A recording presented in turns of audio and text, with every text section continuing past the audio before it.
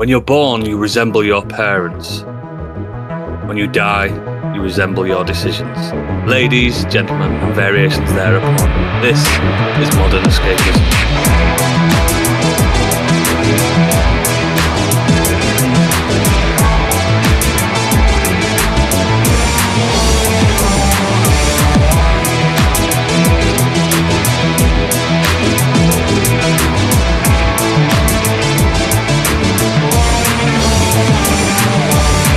Hello and welcome to the show. My name is Oodles, Doctor of Medicine and Thugonomics, and graduate with honours of the esteemed University of Leeds.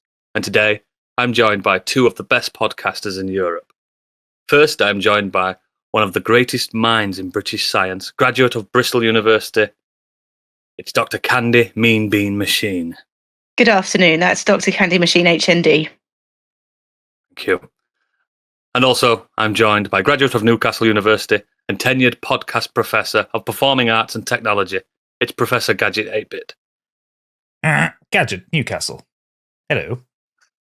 I can't keep it up. How's everyone doing? I thought we were doing a university challenge for a second. That's what I was going for. It's the BBC Sounds. That's what it is. It's sometimes you listen to a podcast and an advert comes on and it goes, bling, BBC Sounds. It's all like, yes, and then this was this, and blah, blah, fucking grow up. That's in cock and bollocks. The only BBC thing I could see you on, Oodles, is sorry, I haven't a clue. Just making up rude double entendres. Oh, the Infinite Monkey Cage and pissing off Professor Brian Cox. You never piss off Professor Brian Cox. Gadget, Like, you could do the shipping podcast. He could, couldn't he? There's a sou'wester. No, I can't do the shipping forecast. Not after that episode of Black Books where Peter Serafinowicz was doing it. Oh, it's so good. Come, Fran? Shall I come, Fran? It's so good. It's so good. How has your two's week been? Weeks, should I say? Yeah, it's been all right. Yeah. I got coloured in again, and as a result, I can't move my wrist because everything's scabbed. Yeah, the wrist is horrible. You got tribalised again. It's these vines on here. It's so tight. I can't move my wrist. However, the colours. I like the idea of anyone that's listened to this podcast and never seen what we look like. Just that you're covered in now like the Rock tribal tattoos. Those 90s spiky swishes all over your shoulders. and he's also got a Mike Tyson face tattoo. I can actually see you with that though. I could. But we still his glasses on. And I don't think I'll ever have a face tattoo. But no, it's a really good time. They got another 5 hours of it done, so it's about halfway done now. So 2 more sessions. Do you get in the Zen state sometimes? Now you've got used to it more. You just zen out a little bit. There was a few times where, especially when she was kind of working on the meatier part of the arm, I was just sat browsing on my phone and just completely zoned out. I think your body just goes into its. Yeah, it goes into its own shock and just stops it hurting. It's like adrenaline and stuff. It just yeah. I will say that bit over the wrist where your tendons are. Fuck that. It's horrible. I remember when I had mine done. I had it done at 8 o'clock in the morning because the tattooist opened early, so I could have it done before school. I always seem to get my tattoos on my lower arm and my fingers and my wrists, and my thumb. My thumb's the worst. That was fucking painful. So for the podcast listeners, I'm getting a Hollow Knight half sleeve, and the bottom part of it that goes down over that bit of my wrist is like some rocks and then some vines hanging down towards the bottom of my palm.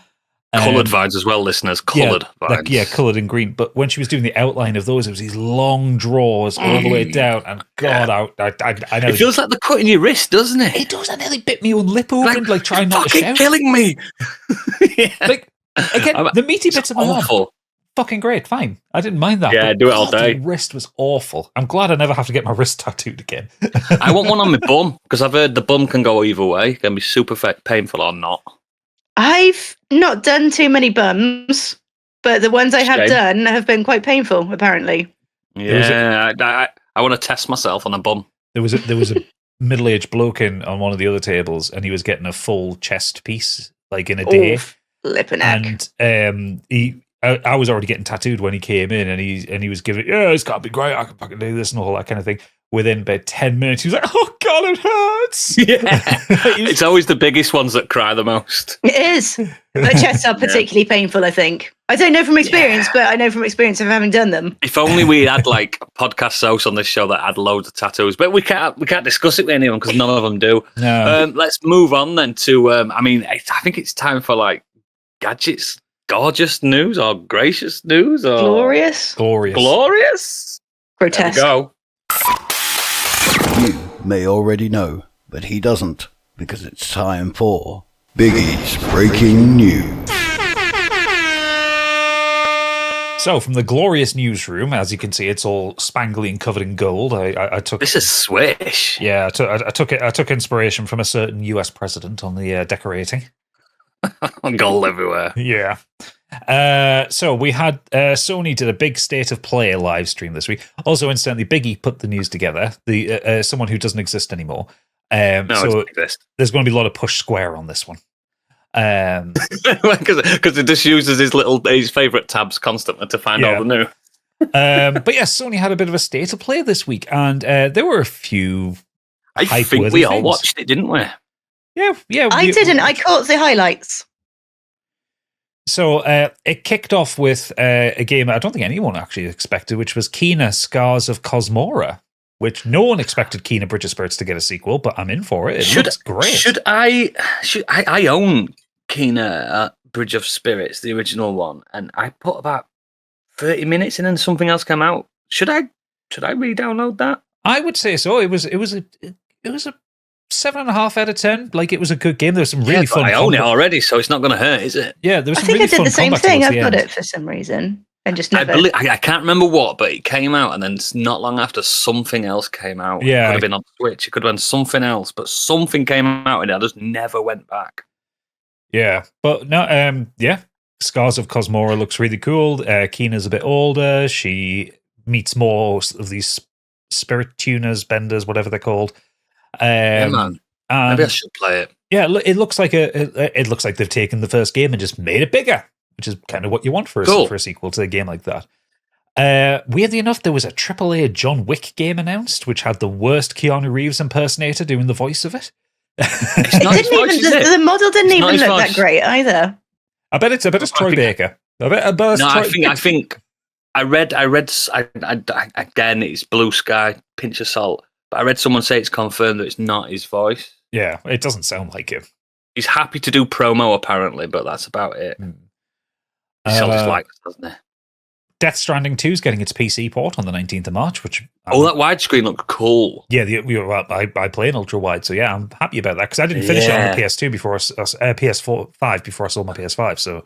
the PC versions of Kojima games are always the best versions. Well, the first Death Stranding came out, and it was immaculate on PC, like day one. Like, his studio optimizes, because he's a big PC nerd anyway. Yeah. We got Star Wars Galactic Racer, which looks fucking ace. I think, was that the first time we saw gameplay of it? Because I think the last time we seen it was just a trailer. It looked a lot like Pod Racer, didn't it? It looked a bit like Pod Racer, a bit Wipeout. Me and Gadget both said we miss Wipeout. We miss the frantic, fast pace. If you're in the back, you can badge them out of the way, slipstream style racing, and it's Star Wars, so it's fucking cool. I'm well up for this. I hope it drops at like 35 quid. Yeah. That's the optimum price for that kind of game. Capcom did their usual thing of revealing far too much of games that are about to come out in their trailers. So we had a lot more of Resident Evil 9. It looks like Leon's got some infection in his hand and he's going back to They've a never certain not location. done this. I know, it's They've annoying. always spoiled their games. Always massively. Like on the last trailer for Village, they spoiled the end boss. On 7, they spoiled the fact that we thought it was like a survival game, didn't we? Yeah. No, they spoiled that you get loads of guns and grenade launchers. I think they showed a bit of the ship and stuff like that. Yeah. Yeah, it's like, why do you do that? Stop it. I think Kojima's guilty of that as well. That's why I didn't watch any of the PS2 trailers. Yeah, he is. I mean, the only thing he's ever got right, Kojima's not revealing Raiden in MGS2. That was the biggest kept secret in fucking gaming for years, that. They also showed a lot more of Pragmata, which I've now played the demo of, and I agree that this would be ace. It's fucking mint. What what a way to make something that we're all used to and flip it on its head a little bit. I don't know if you know what it is, Candy. It's like it plays like a Resident Evil or a Dead Space or a Alan Wake. Is it the one with the little girl in it? Yeah. But you hack as you're fighting, and you've got to use triangle, square, circle, X to navigate the hacking board as you're aiming. Oh, I'm not sure about that. That's a bit much work for me. It works really well. It's so clever how they've done it. Because, when you're aiming, you only need, usually in survival games, maybe a dodge and a fire button, don't you? So there's plenty of space on the controller to... I think it's clever, man. Yeah, no, I really liked it. I was kind of gutted the demo was only like 17 minutes. I got to the end of it. I was like, I want to play more, which means I'm going to have to buy this one. I kept going back and seeing how quick I could beat it, and I bet it in 6 minutes. Fucking hell. Loved it. Loved it. Also, weirdly enough, Time Crisis is coming to the PS5, the original PS1 game, using... How? So you use the PS5 or PS4 gyro aiming. No. Yeah. I think Nope. what's implied, although I've never seen a confirmation, is that you actually hold the controller sideways. No. No, thanks. No. Why did they put that on the PSVR 2? Yeah, PSVR that might have worked. Yeah, that would have worked. No one bought one. Yeah, there's that as well. It might. But, okay, so we had some surprises as well. Some big things. Because Konami turned up. Or rather, they went to didn't Konami. have to. So they turned up. So we started off with the Metal Gear Solid Master Collection Volume 2, which is Metal Gear Solid 4 and Metal Gear Solid Peace Walker. 2 games. And Ghost Babel. Sorry? And Ghost Babel. Oh, is Ghost Babel involved as well, yeah? Yeah. But yeah, so Metal Gear Solid 4 is now no longer on PS3 jail. It's mad, that, isn't it? Yeah. And Peace Walker... Apparently, I was reading the blog on Konami blog where they said it's taken them 2 years to remove every PlayStation asset off it because it's not a PlayStation exclusive anymore. Yeah. And that game was riddled. Like, the monkeys playing a PlayStation and stuff, and everything's like Sony related, and they took ages to remove things and make things generic. Yeah. So, but it's finally coming, so we can finally finish the fight that Solid Snake started all those years ago. So I'm very excited. Again, if you like games that have proper melodrama and 15 minutes of gameplay, you'll love Metal Gear Solid 4. I probably haven't aged well. I remember the Beauty and the Beast squad. Yeah. Yeah. Let's see what happens. It's not woke. I can tell you that much. Also returning from the dead that no one expected, a certain series of games that namesake of a genre that Oodles and I adore. We're getting a Castlevania game. A proper one. Proper one. From the devs of Dead Cells. Which fucking plays amazing. Yeah. And that's why the animations look like that. So we get Castlevania Belmont's Curse. Back, baby. I can't believe it. It's my most hyped game at the moment. That was the one that absolutely blew your mind when we were watching it. Yeah. And every game we saw, in other than a few, they're all coming out this year. Yeah. Yeah, there was only a few announced for next year. Oh, I can't believe I get to play an Atch. Like, I've played a brand new Metroid Prime game. I'm going to be able to play a new fucking Castlevania 2003 game. Again. You're going to get Halo on the PlayStation this year. Is it the traditional Castlevania format?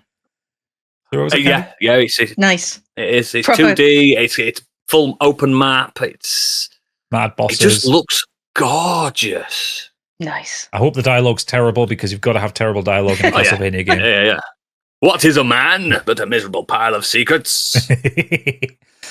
And then they tapped it off with Silent Hill Townfall. We actually got to see a bit of this one, and this is very different again. So this First person. Yeah, another take on Silent Hill. So this is from a Scottish developer, and it is set at a fishing village in Scotland. Oh. Yeah, but it's in first person. Instead of having a radio, you've got a little handheld CRT TV, which sees through the fog and sees the monsters. And the monsters look fucking awful. Like, boy. It's like, this is going to be one, Candy. You will watch it through my video essay on it. Yeah. I'll let you give me a scariness score, and if it's not too bad, I'll play it. Yeah, but no, I think it looks interesting, this one. And I even though I weren't massive on Silent Hill F, I do like that the devs are deciding now, look, it doesn't have to be in Maine all the time. It doesn't have to be where the set. Silent Hill is more of a concept now rather than a town. Yeah. And I'm cool with that because it's gonna open up a lot more. I think, yeah, it's cool, man. I'm down for it. Then away from that, we had Legacy of Kain Defiance. Unbelievable. Which also blew me. I knew it were coming, but I didn't realize it'd look as good as they've shown me. And then and just one more thing, announcement was 2 of them. God of War Trilogy Remake.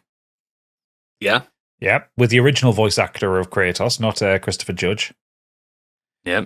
And then a shadow drop of God of War Sons of Sparta, a 2D Metroidvania action game. It's just fucking... It was a good state to play, actually, Sony. That's a great state to play, yeah. Oh, yes, sorry, I forgot about Control.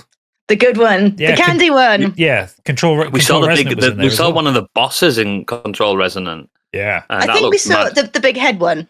Yeah. Yeah, I think Doesn't we saw it look like Gravity Rush? It's got a bit It looks so cool. I'm so excited for the the gravity. Well. Yeah. It does look very DMC. I'm excited. I think they have confirmed that it's operating on the Souls-like system where there's bonfires and checkpoints, Candy, so get ready. I'm not too bad at Control. I feel confident. Good. I feel confident. I'll do it for Jesse. Or Dylan, I should say. I'll do it for Dylan. Dylan, yeah. I thought it was good. It's got me a little bit more like, maybe I will keep my PlayStation for a bit longer.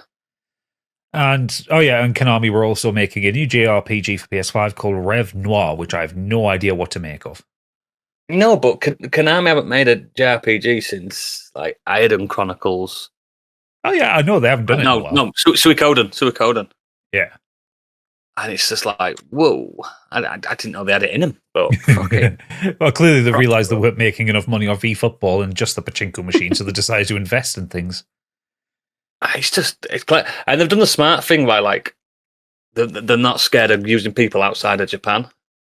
Yeah, you know what I mean. They're happy to utilize Western devs that need to prove something, and I think that they're gonna put obviously the marketing behind it, but they're not going to put the full cost into it. So if it fails, it's not on them. Shrewd business.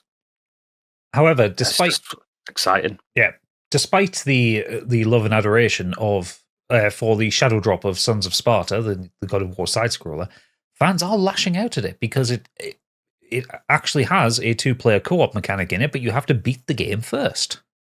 Yeah, fucking get good.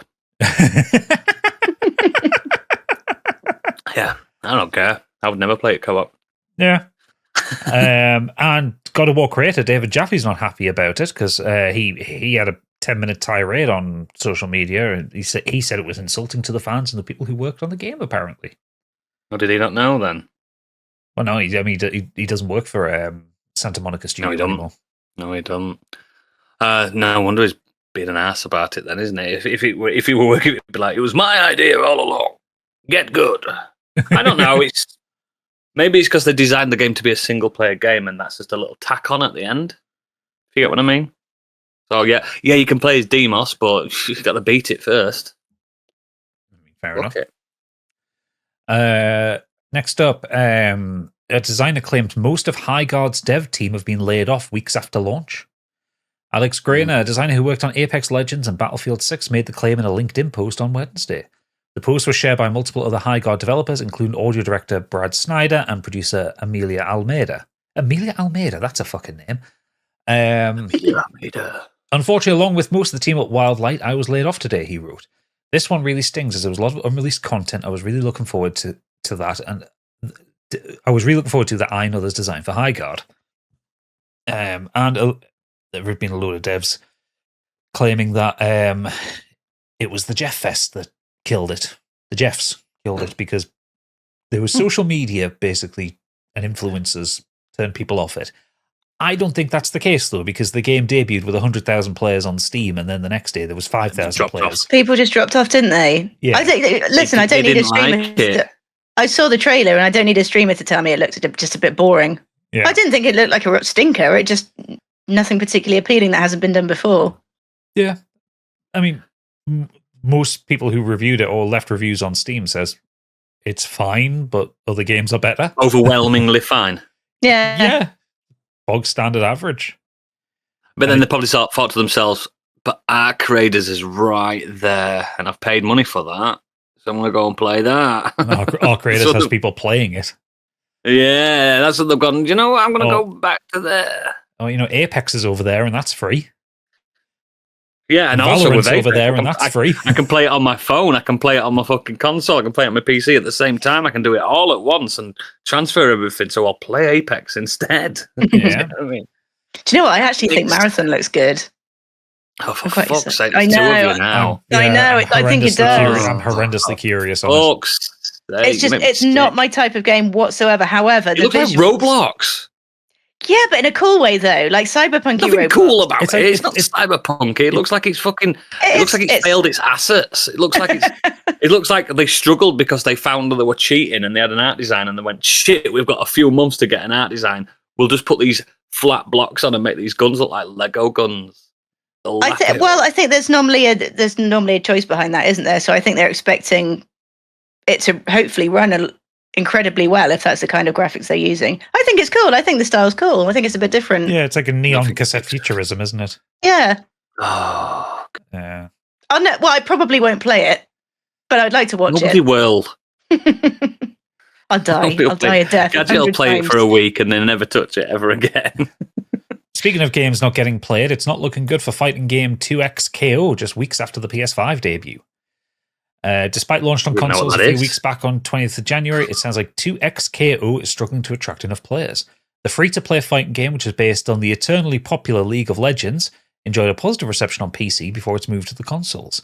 However, a statement from 2XKO team at Riot Games confirms that support for the title is being scaled back, and some members of the team are being let go as a result. I've never heard of it. I have only remembered it now that you've mentioned it. I was quite curious about it. I might give it. I mean, why are people moaning about a free game, or are they just not playing it? They're just not playing it. That's all it is. That's a shame. Because I've said it before in the pod. The only thing I don't like about League of Legends is League of Legends. Yeah, it's the game. Everything surrounding it. It's great.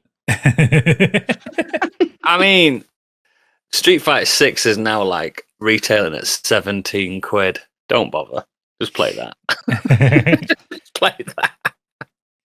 Well, a statement from the team at Riot Games says, after a lot of discussion and reflection, we are reducing the size of the 2XKO team. As we expanded from PC to console, we saw consistent trends in how players were engaging in 2XKO. The game has resonated with a passionate core audience, but the overall name's terrible as well. But the overall momentum hasn't reached the level needed to support a team of this size long term. With a smaller, focused team, we're going to dig in and make key improvements to the game, including some of the things we've already heard you asking for. Well, that team will probably be moved sideways rather than out of jobs, though, won't they? Surely. Probably, yeah. They'll be all right. There's clearly no marketing to that because I didn't know it existed until right now. Well, I mean, most marketing for League of Legends passes you by, so that's not surprising. True. I'm not the target audience. This is absolutely correct. Yeah. Interesting. I mean, I hope no one loses the job. That's the main thing. Next one is one that might be concerning for Candy. Remedy announces new CEO Jean-Charles Gaudachon, who is a former sports betting exec, and prior to that he steered live service operations at EA. And he said he aims to scale Remedy in a way that builds lasting value. No, it sounds like they're going to do lots of free-to-play games at Remedy now. We're going to get Sam Lake wearing chinos, aren't we? Oh, no. It's not even that. It's going to be like, we're dropping this game and it's a live service in the Remedy universe. See, I hate that because I'm going to pay for it. It's going to get my money.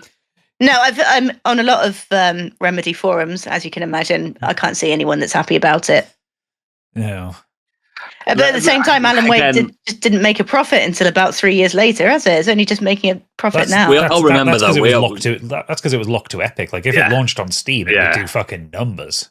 That was a strange choice. The thing is, you got to remember, sometimes some CEOs are quite quiet in their role. They don't do much. He might not get in the way of the creative decisions and stuff. He might just he wants Arrow to go up. That's it. And if they can work on that, I think Control Resonant will sell bucket loads. I hope so. I know. I think it will because it's a very like beloved title. Control. It came out of nowhere. It shook everyone. The lore behind it's amazing. There's always that Jesse Faden's the new fucking cosplay you see everywhere. You see it everywhere, and I think that's it. That's an IP that they should cling on. Now we've had Alan Wake. We had the new Alan Wake and stuff. Leave that for a while now. Concentrate on. Well, they've always leapfrogged, haven't they? But yeah, but I'd concentrate on the Control, and then when they bring out Max Payne, the remakes, push that hard as well. Put that in the same universe. Of your uncle. I think that'll probably be after Control and before Alan Wake 3, won't it? Yeah, definitely. Because that's been rumoured for a long time. If they stick to the caliber, none of these FC Firebreak thing fuck ups again. I think they've learned from that. Even Firebreak was fine. It's just not what Remedy players in particular, I think, were looking for. Yeah, let's hope the CEO understands that. I get what you mean, though. It does frighten me when a new guy just turns up and goes, "Oh, guys, I used to be sports better. I used to be a big sports betting CEO. So I like putting massive gambles on things." You never know. We'll see. Good luck to him.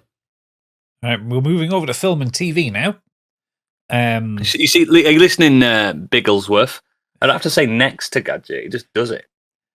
Well, there's actually a nice transition here because the first one in film and TV is Baldur's Gate 3 story will continue in the new HBO TV show. What do you think to this?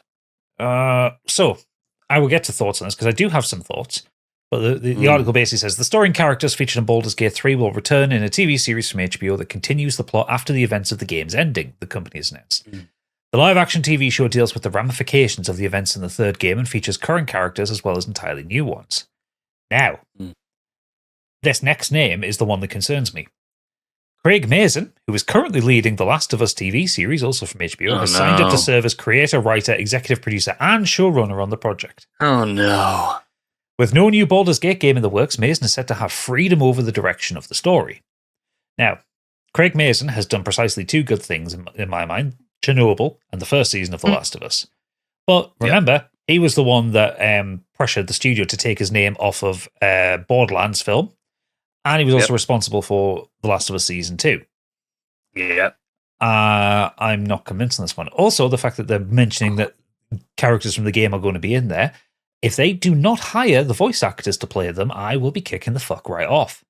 Well, I think Neil Newbon is in talks about it, isn't he? I don't think they will. He doesn't look like a star in one. A lot of them don't look like their character. It's amazing what you can do with a bit of makeup. Like Dvorak. It is. It really do Lae'zel. It is, but these voice actors are not as young as the characters, if you get what I mean. I know. But anyway, the point is those are now iconic characters, so changing them with different actors. What I would have done if I was Craig Mazin, would have done an animated series. Animated, yeah. Baldur's Gate. That's what I would have done. Then you can carry on with the voices that you know, and it would have been cheaper. Yeah. Yeah. That would have been better. I think they're going to try and go down that Game of Thrones route where it's going to be grittier than it is comedic as the game is. I think they're going to try and be a bit more serious. Yeah, you need to get the balance right with that because D&D is inherently a silly thing. And is it going to be as horny as the game? Because that's one of the key. That's fucking three of the 10 tentpoles of that game. Exactly. That's what I'm saying. I think it has to kind of stay to it. Are they going to show a bear making love to someone in this? That might be too woke for the internet. It might be too woke. No. I think it's further than woke, mate. I think it's just wrong, personally. Well, apparently Mazin played the game for over 1,000 hours. That led him to want to adapt it for TV. If he's got the pedigree if he knows everything, he knows every beat. But that means we have to go on his ending that he got. Yeah. Not ours. That's another thing. My ending to me was perfect. My main first playthrough ending is my canon ending. Not everyone survived. Yeah, I'm not going to have it if he starts a show of this and Karlak's dead. I'm not having it. Oh, she didn't die for me either, but some did, or some fucked off and said, "I'm not sticking with you as a party member." And fucked off. Yeah, Lazel fucked off for me at the end. Yeah, a lot of them fucked off. Next up, House of the Dead movie is reportedly a top Sega priority. Next, with The Last of Us breakout star Isabella Merced on board. We've already had one, and it was terrible. UV Bowl did one, and No. While the House of the Dead movie has been floating around for a while with Resident Evil director Paul W.S. Anderson attached, it appears the project is officially moving forward. As per Deadline, Merced is crossing the threshold into the House of the Dead, an adaptation of the wildly successful Light Gun franchise that populated arcades across the late 90s and early 2000s. That has no story. Well, there's a house full of dead, and they shoot them. And one of the characters is called G. G, go this way. That's not all. The trade is reporting that alongside the ongoing Sonic series, the House of the Dead movie is now a top priority and will be shopped around at the upcoming European film market. Does House of the Dead have the pedigree it once had in the late 90s, early 90s? No, I don't think it does. Even then, it wasn't one of the big hitters, was it? Maybe for arcades. It was no Time Crisis. Yeah. Well, the article goes on, let's hope it fares better than House of the Dead's previous cinematic effort. A 2003 Uwe Boll directed to release garnered a meager $13 million at the box office and was savaged by critics and audiences alike. At least with Resident Evil's Paul W.S. Anderson behind the camera, the undead action should be enough to get pulses racing. That's without digging into the conspiracy-laden House of the Dead mythology and hellish creations that punctuate the game series. In its most recent release, Scarlet Dawn arrived in arcades in 2018. 2 House of the Dead remakes are also available on consoles. I'm sorry, is someone trying to describe Paul W.S. Anderson as a half-decent director here? Because I haven't seen anything he's done that's half-decent. It's only Event Horizon. Oh, okay. I mean, at a certain point, that was the mid-fucking 90s. No, that's one out of what, like 25 films? It's not a good... 24 of them are Resident Evils. Yeah, he's not good. He's not good. Remember his Monster Hunter film? Mila Jovovich is going to be in it. Got to get the wife a job. Got to get the wife a job. Cheeky boy. Nah, I'm not interested. Next. Speaking of video, Jesus Christ, you nexted me before I had a chance to get going. My God. Yeah, sorry. Well, speaking of video game adaptations, Jason Momoa to star in Sony's feature take of Helldivers. Nah. What? I mean, as I read it, it gets worse and worse. Jason Momoa will star in the PlayStation Productions and Sony Pictures film adaptation of Helldivers based on Arrowhead Game Studios' video game franchise. Justin Lin of Fast and Furious fame will direct. The pick will hit theaters on the 10th of November next year. Hutch Parker is producing with PlayStation. That's producers. It was recently revealed that Momoa will be playing intergalactic bounty hunter Lobo in Supergirl Woman of Tomorrow, part of a busy year of the leading action star. Currently stars opposite Dave Bautista in Amazon MGM Studios' The Wrecking Crew on Prime Video. Decent film. I'll let Lobo pass. I can see him as Lobo, but it's going to be Hell Bros, isn't it? It's always... Do you know what? And I know Hollywood's not that brave. Not as brave as me, anyway, because I don't know what to do with millions and millions of dollars worth of budget. But you know what I would do? I'd be super brave. I'd have Jason Momoa as front and center of all the marketing, doing all the press junkets, and I'd kill him on his first dive. Do an alien, yeah. Yeah. Kill him on his first dive, just get fucking splattered. Somebody gets out like, yeah, and another pod hits him and kills him. Then have just some fucking nobody be the main character in it. Yeah, he's like built up in the opening 10 minutes to be like the big Earth hero, super Earth hero, and like he's a legendary fighter, and everyone's like, yeah, and then he gets blown up by accident straight away.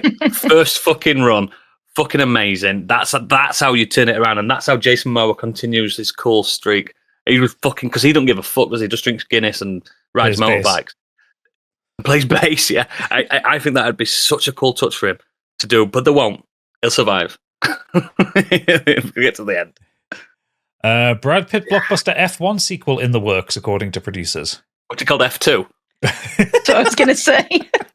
Fuck's sake. The film co-produced by seven-time cars. The film, co-produced by 7-time world champion Lewis Hamilton, is nominated for 4 Oscars this year, including Best Picture. Pitt 62 stars as veteran driver Sonny Hayes, who returns to the Formula One grid with fictional team APXGP after a long absence. So this proves to me that I've never seen F1, but I know he doesn't die in it. Well, released last summer, F1 grossed $630 million worldwide, making it Apple Original Films' most successful theatrical release to date. That's good. So, I've heard it is good. It's a good film now. I've heard it's good. It's good. It's really very good much film, the kind of bombastic, like Top Gun Maverick style. Top Gun on 4 wheels. There's explosions, there's drama. You know what's going to happen. You know every. It's these type of things where these characters in this film think F1's the most important thing on the planet. Yeah, but you're along for the ride, aren't you? You're like, yeah. I mean, I think the most unbelievable thing was a 55-year-old, 60-year-old man being able to keep up with 25-year-olds in a Formula One car. Big anyway, because don't they usually have like little twinks in F1 cars? You need to be. I think so. They have to. Size. Yeah, you can't be too tall. You have to be a bit twinky, don't you? Like Lewis Hamilton's a twink. He's a rich one, twink. Oh, he's a rich twink. Nigel Mansell, not so much. But he was from the old school Tom Selleck era of driving. He certainly was. He sat in like one car lighting a cigarette. Yeah. Those cars were nowhere near as fast as the cars now. They are literally aeroplanes on the ground.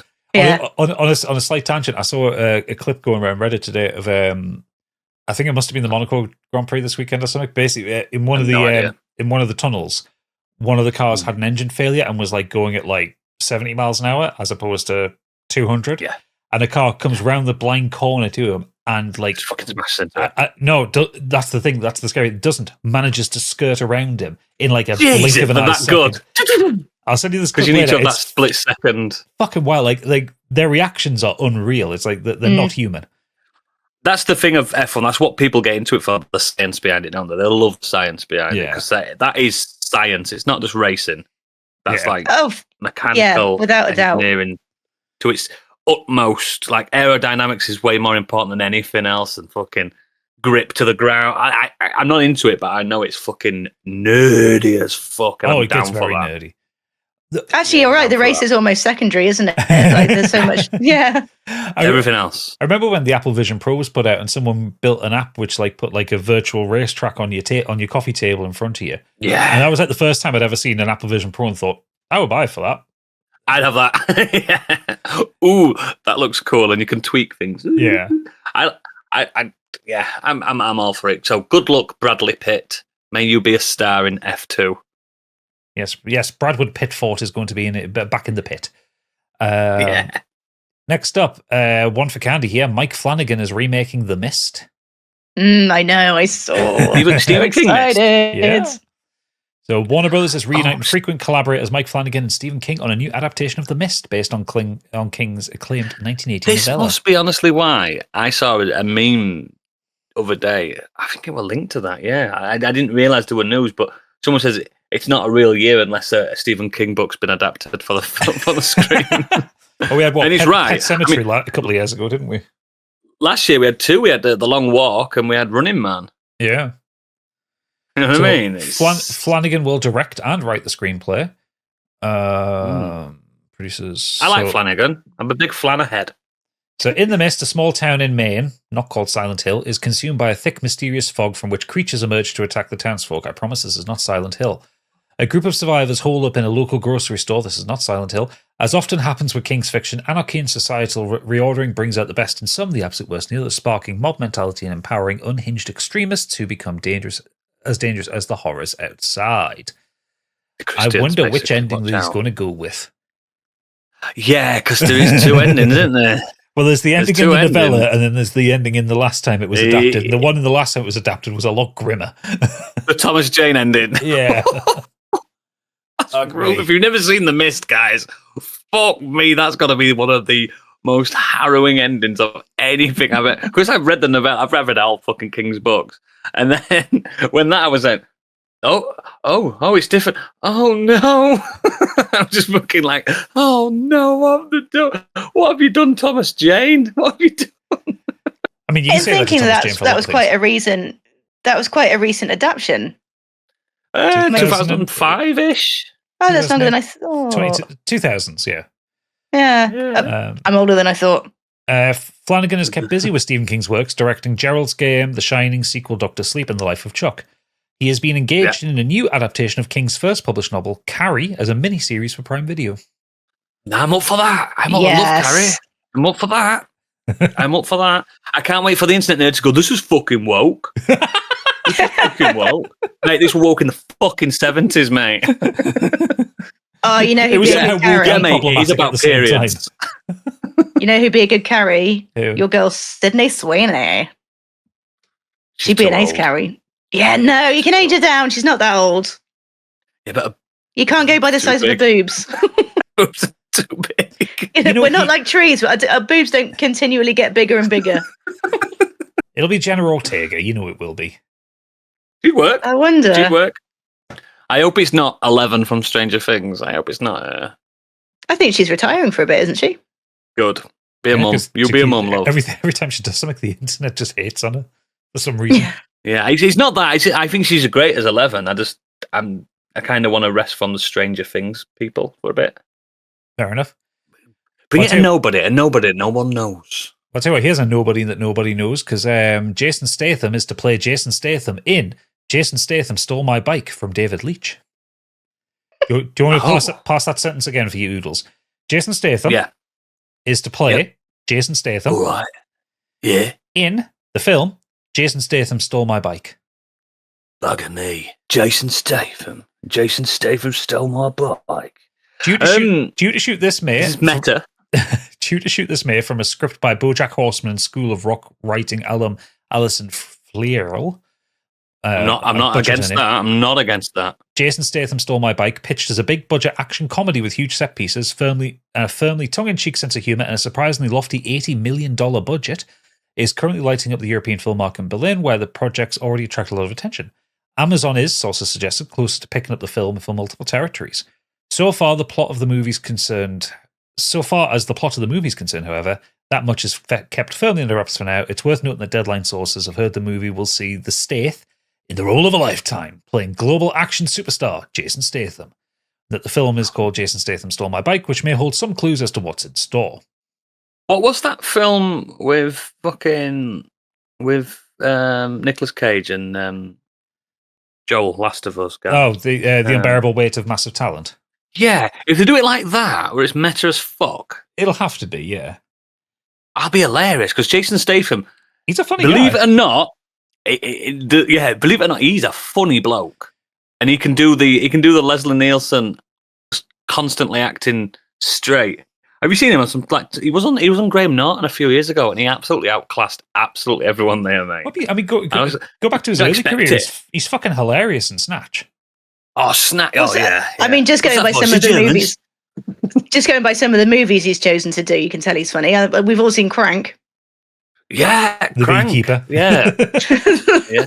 But he knows what he is. If you get me, and I think that's a superpower that for some people. This could be a hit. Could be a hit. Imagine Jason Statham winning an Oscar For playing himself. Fucking brain. For playing himself, yeah. Oh my god. Oh god. Best supporting That'd be actor. So cool. The Mummy 4 okay. confirms Brendan Fraser and Rachel Weisz returns. It's gonna be sexy. Not angry. Sets summer 2028 release date. Yeah, I'm not angry about this. I wonder if it's going to be Stig's thing about statues that he pitched years ago.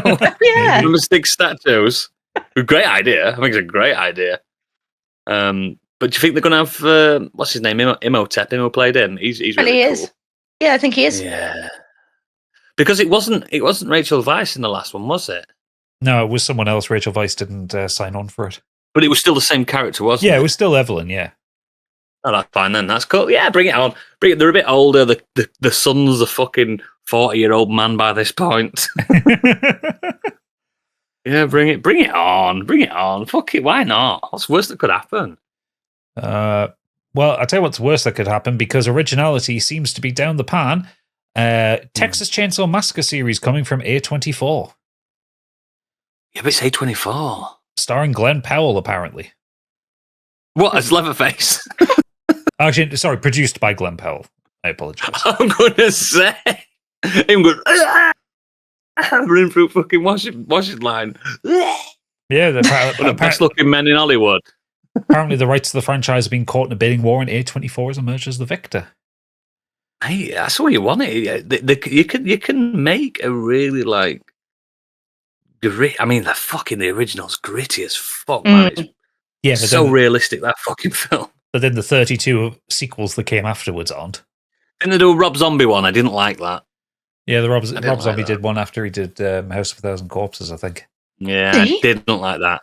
Yeah, he did it, but he focused on like a massive group of like teenagers, rather than like the smaller group. And I remember not liking. Yeah, I can't remember what it was. I remember not liking. But then again, Rob Zombie's films tend to be shit. People just Some of them are good, mostly shit. I don't remember people that glaze Rob Zombie. People glaze him so hard. I think House of Thousand Corpses is all right. I think Devil's Rejects is good.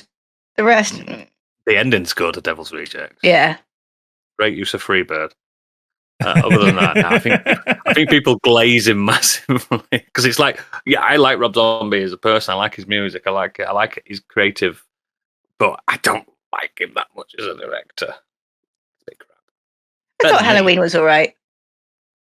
Yeah. The first Halloween that he rebooted was all right. Second, not so much. Yeah. I didn't hate it. Next up, Art Attack icon Neil Buchanan has returned to TV for the first time in 14 years, and fans can't You mean believe how good he Banksy? looks. Why are people still calling him Neil Buchanan when we all know he's Banksy? The kids' TV star who wowed with his big art creations, tips and tricks with pencils and paintbrushes in the 90s and early noughties is back with a new installation. Neil, What is it like? There's loads of jumpers on a field. is Oh, back tyres and shit. So yeah, apparently he is. I was trying to find the news article for this one because Biggie pasted in half of it. It does and that. then the one I found actually seems to be a thing pointing at the fact that he's advertising Muller yogurts because they're doing like a 90s. He's doing it for Muller yogurts. No. There is a the Muller yogurts are doing like a back to the 90s thing. Like I saw an advert from where they had "Let's Get Ready to Rumble" turned to "Let's Get Ready to Crumble" for Muller. I know that they've brought it back, the Mississippi Mud Pie, which quickly get it because that's a fucking really good corner yogurt. That was the best one. And they brought it back. I saw it in Sainsbury's over there. I went, oh shit! But it was Yeah, like I'm in. It were like, I'm in with that. £6 for a fucking 6-pack. I'm like, I'm not walking around with warm yogurts all day. No, I'd take that risk. I'd take it. Okay, It's so well, good. because I can't find the article that Biggie put there because he doesn't put links in here. So I'll just say Neil Buchanan's epic TV comeback after 14 years, Art Attack legend returns with new kids show. The former Art Attack host, 63, he's 69, vanished from screens in 2011 to focus on his heavy metal band Marseille, but he's now back presenting fresh creative series for CBBC titled Art, and then the article cuts off. So Attack. I'm going to have a quick. Was it on the BBC? Yeah, Do they have CBBC. kids programs anymore? They've got a whole fucking channel for it. Have they? CBBC is a kids channel. Oh, I didn't know that. In fact, they have two. They have CBeebies as well. Is that like 24-hour kids stuff? Pretty much, yeah. Now bring back the after-school cartoons, and that's it. That's what I thought. Turn it off Like, kids ain't coming home and watching cartoons like we did. They're coming home and loading up YouTube and Roblox.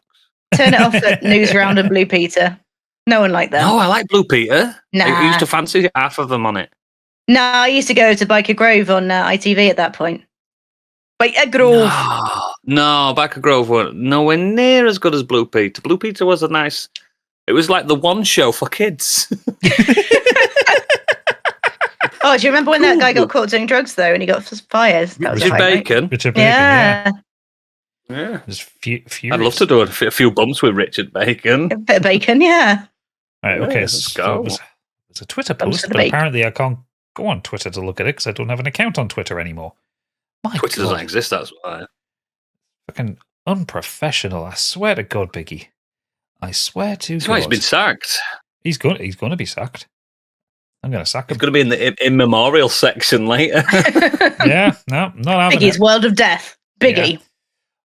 Biggie's died. So, I mean, again, Biggie prepared the document. So, the World of Death contains nothing. However, the Weird World Web contains the story that James Van Der Beek, star of Dawson's Creek and Varsity Blues, dies age 48.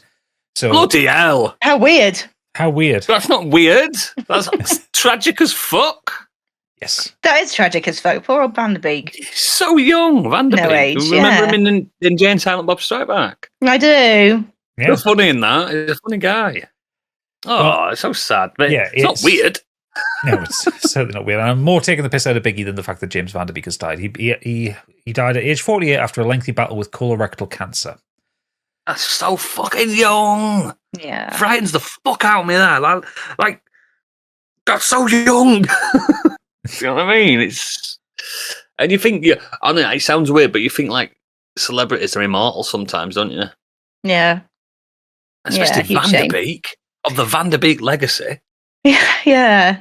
Fucking hell. Bloody hell, it's Dawson's Creek, innit?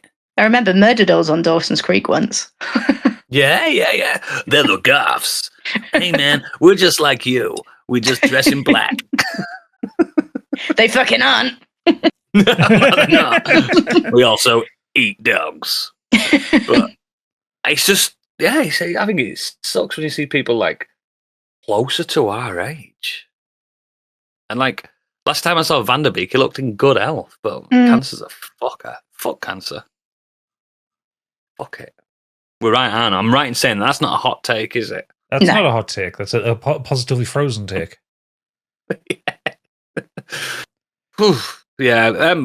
God bless. Love to the family, Vanderbeek. Love to the family. We do actually have a weird world web in here. Biggie screwed up his own format. No. Now I'm not going to read the headline out of this one, Oodles, because I want you to just experience this one. Okay, I'm in. I'm going to close my eyes. And Candy, you can experience this one from a place of hating men. Okay, I'm ready. They're horrible. Norwegian biathlete Sturla Holmlegard confessed on live television to cheating on his girlfriend moments after winning bronze at the Winter Olympics. The 28-year-old who won his first individual Olympic medal in the 20-kilometre individual biathlon at Milan Cortina admitted he had an affair 3 months ago and called it, quote, my biggest mistake. Legrid said, it had been the worst week of my life since he told his girlfriend of 6 months about the affair. Quote, 6 months. There's someone I wanted to share it with who might not be watching. 6 months ago, I met the love of my life, the most beautiful and kindest person in the world. 3 months ago, I made the biggest mistake and cheated on her. I had the gold medal in life, and I'm sure there are many people who will see things differently, but I only have eyes for her. Sport has come second these last few days. Yes, I wish I could share this with her. End quote. Oh, a bit of sharing of dirty laundry. But the ironic thing is, I bet she's shagging the gold medalist. I mean, I'm sorry. This might be me and just the realist or pessimist in me. I bet I didn't even know my fucking wife's surname after fucking 6 months. So early days. Yeah. No, it was 3 months he cheated on her. 3 months. I don't even know what the fuck. I don't even know the birthday or anything. You don't know nothing. That's the courting stage, isn't it? That's when it's 3 what months. mind you. You see him once a week. Yeah. And shag. And that's it. Well, he went on to tell Norwegian newspaper VG, quote, my only way to solve it is to tell everything and put everything on the table and hope that she can still love me. I've done that for her and now for the whole world. I have nothing to lose. Just dating. That would give me the ick so hard. I want to be a good role model, but I have to admit when I make mistakes. End quote. I'm sorry, but I just see it as dating that when you've got a girlfriend. Like Gadget, you don't consider Pip your girlfriend. She's your partner. Yeah. You have a house together. You own a fur child together. You've got fur babies. That's not your girlfriend. That's your partner. There's a massive difference between, oh no, I've cheated on my girlfriend 3 months in. Yeah, most people do. You're just dating. Yeah. Grow the fuck up and man up and just say, look, I'm a fucking Olympian. I'm gonna get fucking sow my seeds. Like, do you want to stay together? And if not, I'm gonna fucking carry on. Honestly, come on, pathetic piece of shit. This lad. There was another one that I've seen at the Winter Olympics, and this one came from the Americans. There was someone else, I can't remember what she was competing in. I think it might have been one of the downhill skiing ones. But anyway, she won the gold, and like she goes up. She's won the gold. She goes up to like hug her boyfriend. Her boyfriend like gets down and proposes to her. I'm like, no, this day is not about you, mate. Yeah, exactly. Yeah, stop stealing that. She's just been proved to be the greatest person at this current moment in that sport. Don't take it away from her. Stealing it, you scumbag. I'm telling her, no, fuck off. Yeah. It's been 2 weeks when the fucking heat's died off. I hate when people are like so fucking precious about stuff like that now. I think that's the fucking TikTok generation thing. Yeah, do it at the party when she gets back to the US and like and having a big knees up for the gold medal winners, you know? Do it when you're holding her hair in the fucking toilet when she's throwing up. That's the perfect Speaking of the Olympics, that is sickness and health. I think GB won another gold medal today. I think in the downhill ski. Mixed skeleton as well. Oh, nice. There's fucking skeletons competing. Jesus Christ. Oh, you'd hate it, Oodles. There's rich people there. It's cold. There's snow. Well, you've just told me one of them were a biathlete. I mean, he's shagging men and women. Fucking good for him. Fucking hell, Oodles. Good for him. Fucking, you watch out, love. He's cheating on you with your brother. Well, the biathlon is a fun one because if you think of a triathlon, you know the ones that Stig does. You go for a run, you go for a swim. I don't know anything about Olympics. So triathlon, you go for a run, you go for a swim, you go for a bike ride. Okay? Or one after another. The biathlon, you go for a long cross-country ski and then they give you a gun. A gun? What for, to shoot the other people? No, target shooting at the end of it. So you ski for ages and then you do target shooting. And that's a biathlon in Winter Olympics. But imagine my version. So the first one to the rifle wins. Yeah, you've got to ski for 20 miles and then take out your opponents. I mean, it seems like a strange mix, doesn't it? But I suppose maybe it came from having to like ski for your dinner or something, go off and shoot a deer somewhere. Probably did, yeah. Probably. That, I mean, aren't all Olympic games like linked to like local traditions, aren't they, originally? They're all traditional, like the Greek original, the discus. I'm not sure whether... Back in the day, the discus was the main event. That was the main event. They didn't really do like a fucking 500-metre sprint. They weren't arsed with that. They wanted to see fucking blokes throwing discs off at fucking Colosseums and stuff. Winter X Games is where it's at. Winter X Games sounds like the most Monster Energy thing I've ever fucking heard in my life. It is. Everyone dies. I'm not against athletics, right? It's just not it's not my world, man. It's not my world. No. Sometimes I think I've watched some ice hockey before in the Olympics, and then someone told me that they don't get paid. So I was like, fuck, because you're technically amateur. And if you want a good laugh from the Winter Olympics, look up the Canadians cheating in curling. There's been drama all over that. Curling's the brush one, isn't it? Yeah, the brush and the stone one. Yeah. Specifically, not the finger. In Scotland or something. I remember Scotland being linked to it. Scottish the best at it. The stones come from one island in Scotland. There you go. I know there's a link. That is a weird. Who the fuck? See, doesn't mean it's like it's built-in tradition. That must have been a traditional thing that they used to do on the ice and play with these little stones. But it's also just the same as bowls. The same as old men on the bowling green. Cool. I'm not knocking it. I think it's fucking cool. It's mad that. Like, what do you do for a living? I train for basically. I don't get paid to do it, but I trained like 4 years of my life just to like sweep some ice so a stone can land perfectly in a target. And if I met that person, I'd be like, yeah, man, that's fucking cool. I'm wasting my time, me. I'm wasting my life in the rat race. Do you think they're cleaners during their day jobs, like the best cleaners in the country? You would be, wouldn't you? You'd be absolutely you'd be best. Like, yeah, they're caretaker is on form. Maybe one day I'll just sit and watch all Olympics and be like, this. It's so new. I don't know anything about. All I remember at Olympics was track and field on PlayStation. We used to go. But anyway, that's sometimes if you threw a javelin, so are you at a UFO. Yeah. Anyway, that's Gadget's glorious news. Thank you very much. I think probably the best news we've ever had. I think seems like I'd agree. There's not much arguing with that, is there? That's sweet, tight, lovely. Peak brilliant news. Candy. What have you been up to this week? Because these last 2 weeks, because like you're probably one of the most interesting people I know. Why did I feel like that came with a hint of sarcasm? Well, I watched a film. I watched Markiplier's film, Iron Lung. And what is this? What does it mean? I was not disappointed. So, Markiplier, self-funded, a film. What are you saying? Markiplier. So he's a YouTuber, a famous YouTuber. He's Mark. I think his real name's Mark Fashback or something. Fishback or something. Anyway, Markiplier is what he goes by, and also what he's been accredited as in the film, I should add. So based on a indie game called The Iron Lung, same name. He plays a convict. So to set up the story, it's an event happens throughout the humans have colonized planets all over the universe.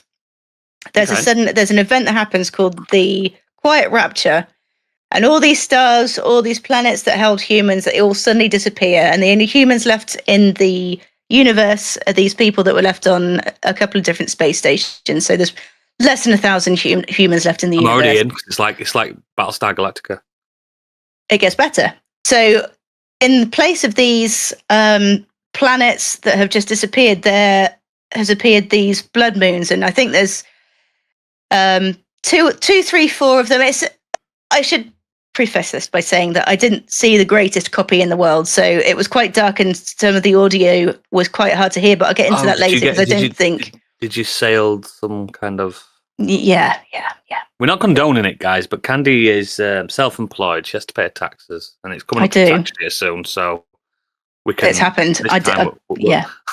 We'll allow it. So the copy that I didn't see was not great. However, I don't think that is fully the reason for it. So some of it was a little bit hard to hear. So humans disappeared, blood moons in their place, and there are two colonies of the human race, and they're kind of at war. There's the Eden colony that they house the last remaining tree and the last kind of like echoes of nature.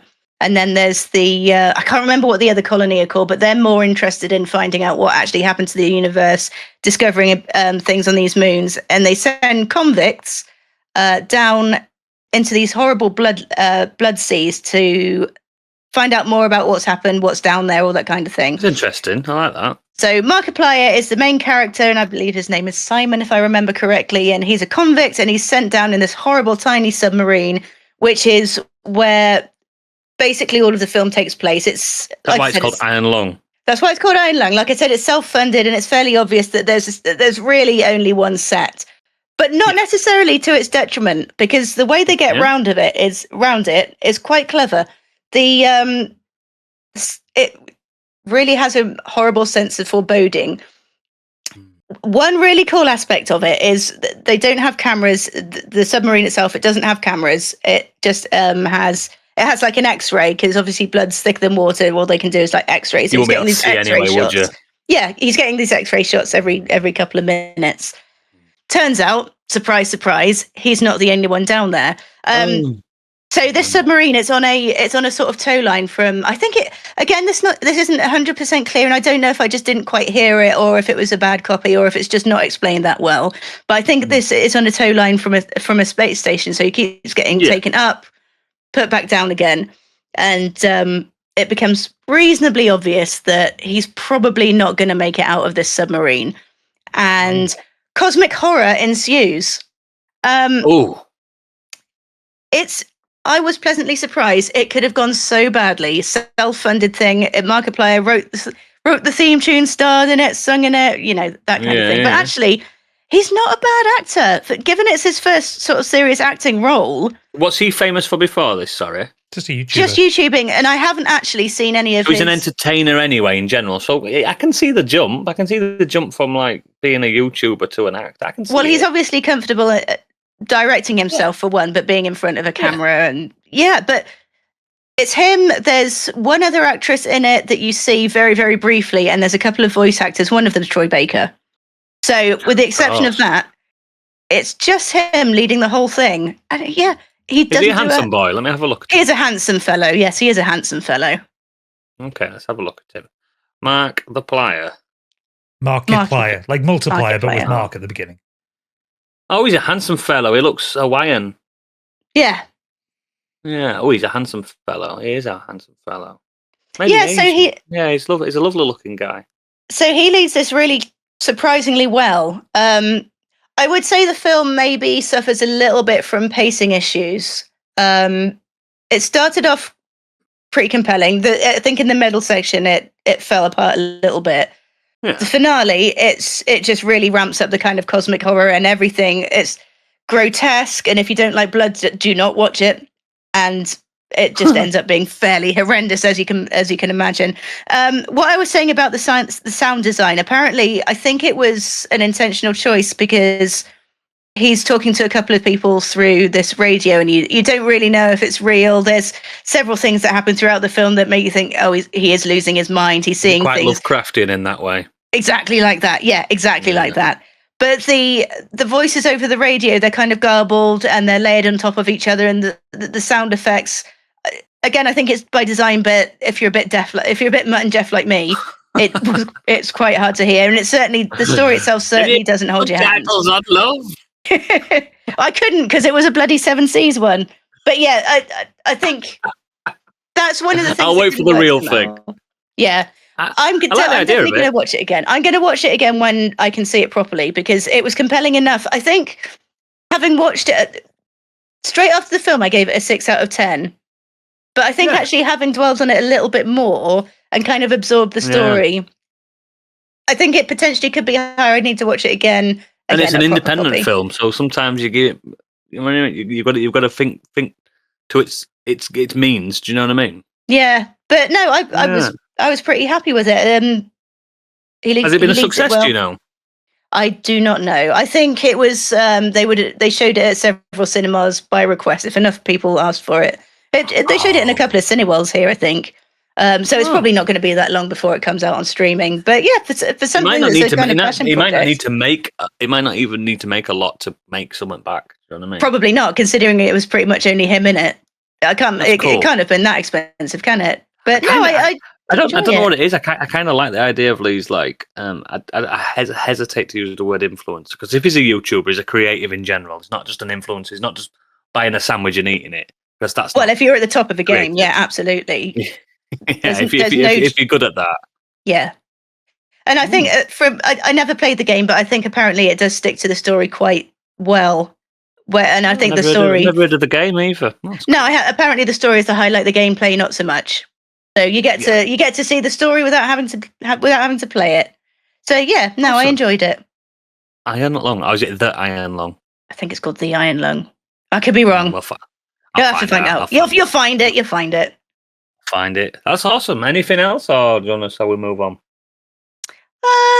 If we've got time, I'll do another one after. But I think we'll just move on for now. Yeah. Okay. Maybe I'll do it in the green room. Oof, you cheeky man. Yeah, I'll jump in because Gadget did a lot of talking earlier. Nothing's come out at all really the past few weeks. Nothing at all. So, nah. Nothing. I've not really done anything. No, not really. Even turned on the Switch. Nothing kind of landed on the Switch. The Nintendo Switch. Nah, it's dead console, mate. Dead console. No, Dragon Quest VII came out, motherfucker. Dragon Quest VII reimagined. It's not the only thing I want to talk about, but you knew it were coming, guys, and you know it's always going to be coming. How do I review a game that I've played millions of times before? Oh, like this. This is the best version of that game I've played a million times before because it's cut out all the shite that I didn't want to have in it. Ooh. I remember thinking, oh, they're doing 7 again. Oh, it's going to be 8 hours until I reach the first battle, like in the original. Because the original one was it came out on PlayStation 1 towards the end of its life cycle. And it's ugly. And that's the main thing, the big takeaway. The original one's ugly. But it did something smart where it says, so we'd be a narrative for a while, rather than an RPG, and it did it, and it stuck to it for about 10 hours. There wasn't any experience, there were no monsters, there was no battling, it was just a narrative, and somehow, back in the day, I got through it, and then it becomes a proper Dragon Quest game. But when they re-announced this, I thought, oh no, are they going to... Because they already remade it on the 3DS, and they cut out a bit, but not a lot. They cut out a bit. It's still about 8 hours till you get to the battles. In this, it seems like they've gone, right, modern sensibilities of gamers, they're going to want to get into this straight away. Yeah. We can still do the story without just, and I'm going to say it, oodles upon oodles of dialogue. Yeah, I did it. Oh, never done that before. Where you're getting backstories of a random fisherman in the village, because that's what we're doing. Instead, it's focused on the main cast and gone, this is your journey, go and do it. And it's your first battle's in about half an hour. That's a massive, like, you know what I mean? They've just cut it in half and gone, right, we're not doing that nonsense. But the main crux of this, it is a Dragon Quest game. If you've never played a Dragon Quest game, here's the loop.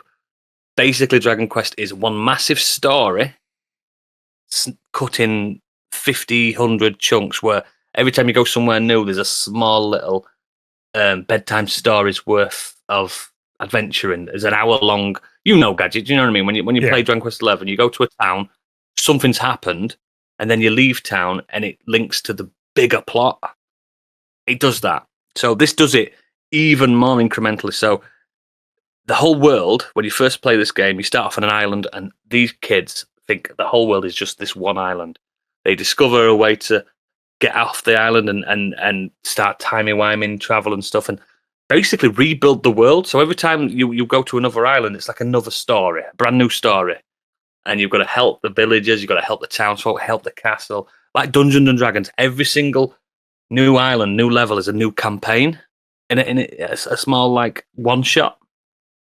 But obviously you are keeping the character that you are, and you are building that character up with your own levels. And it is definitely the most Dungeons and Dragons of all the Dragon Quest games. And then once you've saved the town on this random island, you come back to the present, and the island appears in your world map. Then you go back and see the repercussions that you've wrought hundreds of years ago in the past. That's the loop. And you're constantly making it bigger. And I know how it ends, unless I've completely changed it. But by the end, you've just, you know what I mean? You've created the world. You've created the world. You're not God, but you've created the world as you see fit. And it's just more Dragon Quest. It's beautiful. The music is amazing. It's the tropes that you know. It's certain, like, you've got an undead character, monster. What are you going to do? You're going to use like holy style things on it. You're going to use things that affect. It's turn-based combat. You know how it is. I don't have to explain that to you. And it's just a warm hug of a game. It is the coziest game you can. I genuinely think Dragon Quest VII is more cozier than Animal Crossing. You reckon? Yeah, it's so lovely. This is the first time as well I've ever seen this series go, right, what we're going to do is, do you want to play this game and not care about how hard it's going to be eventually? Here you go. Here's a difficulty choice. Fucking win every battle. If you just want to get through it and not worry about super bosses and grinding, you don't have to. You don't have to. There's no random battles anymore. Do what you want. You can even set it to, I think you can. I've not done it because I'm playing on Draconium because it's me. Hardest level. But I think there's a mode where you can, every time you kill an enemy, like, you level up. Like, you can just fucking power grind. You know what I mean? I think there's an option to do that. I'm not entirely sure because there's loads of fucking, like, quality of life improvements. But it's just so fucking nice. Like, I play an hour of it before bed, and it felt like I've read a book because I know I've progressed. Has it hit you in this? Has it hit you in the nostalgia the way you had hoped?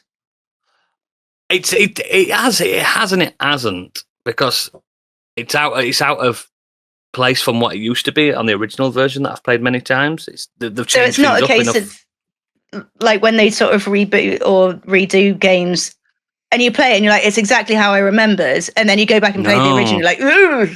This almost feels like a director's cut type thing. Right. But in the grandest term of the word cut, because they've cut so much. They've trimmed the fat. I think for the better. For the better. It's going to make people not be like, fucking hell, I'm still in the same fucking village and I'm 4 hours in because someone wanted me to catch some fish. None of that. It's all fucking gone. It's all fucking wiped off. It's a Dungeons and Dragons inspired Japanese role-playing game, and it's fucking lovely. Might be a tad expensive for some people. I think it's a full price game. Yeah, it is. But it's so fucking nice. This is a game that you can play for the next 4 years. It's standard. You don't have to rush it. There's no rush. But the other thing I want to discuss before we jump into Gadget, I watched a show. I've watched two shows, and I'll talk about one of them in the green room. I'll tell you what it's going to be, and I won't talk about it until the green room. I've been watching The Beauty on Hulu. Okay. Don't know if you've heard about The Beauty, but I'll talk about that later. But the other show has surprised the absolute living fuck out of me. A Night of Seven Kingdoms, Game of Thrones. I don't know that one that's had no fucking marketing. No marketing whatsoever. It's about Duncan the Tall and Egg, someone called Egg, and it is like a side story about the Westeros region about 100 years before Game of Thrones starts. There's nothing magical about it, and I think it's the best Game of Thrones shit I've ever seen. Fucking hell. I think it's outstanding. It's a comedy, mate. It's a comedy.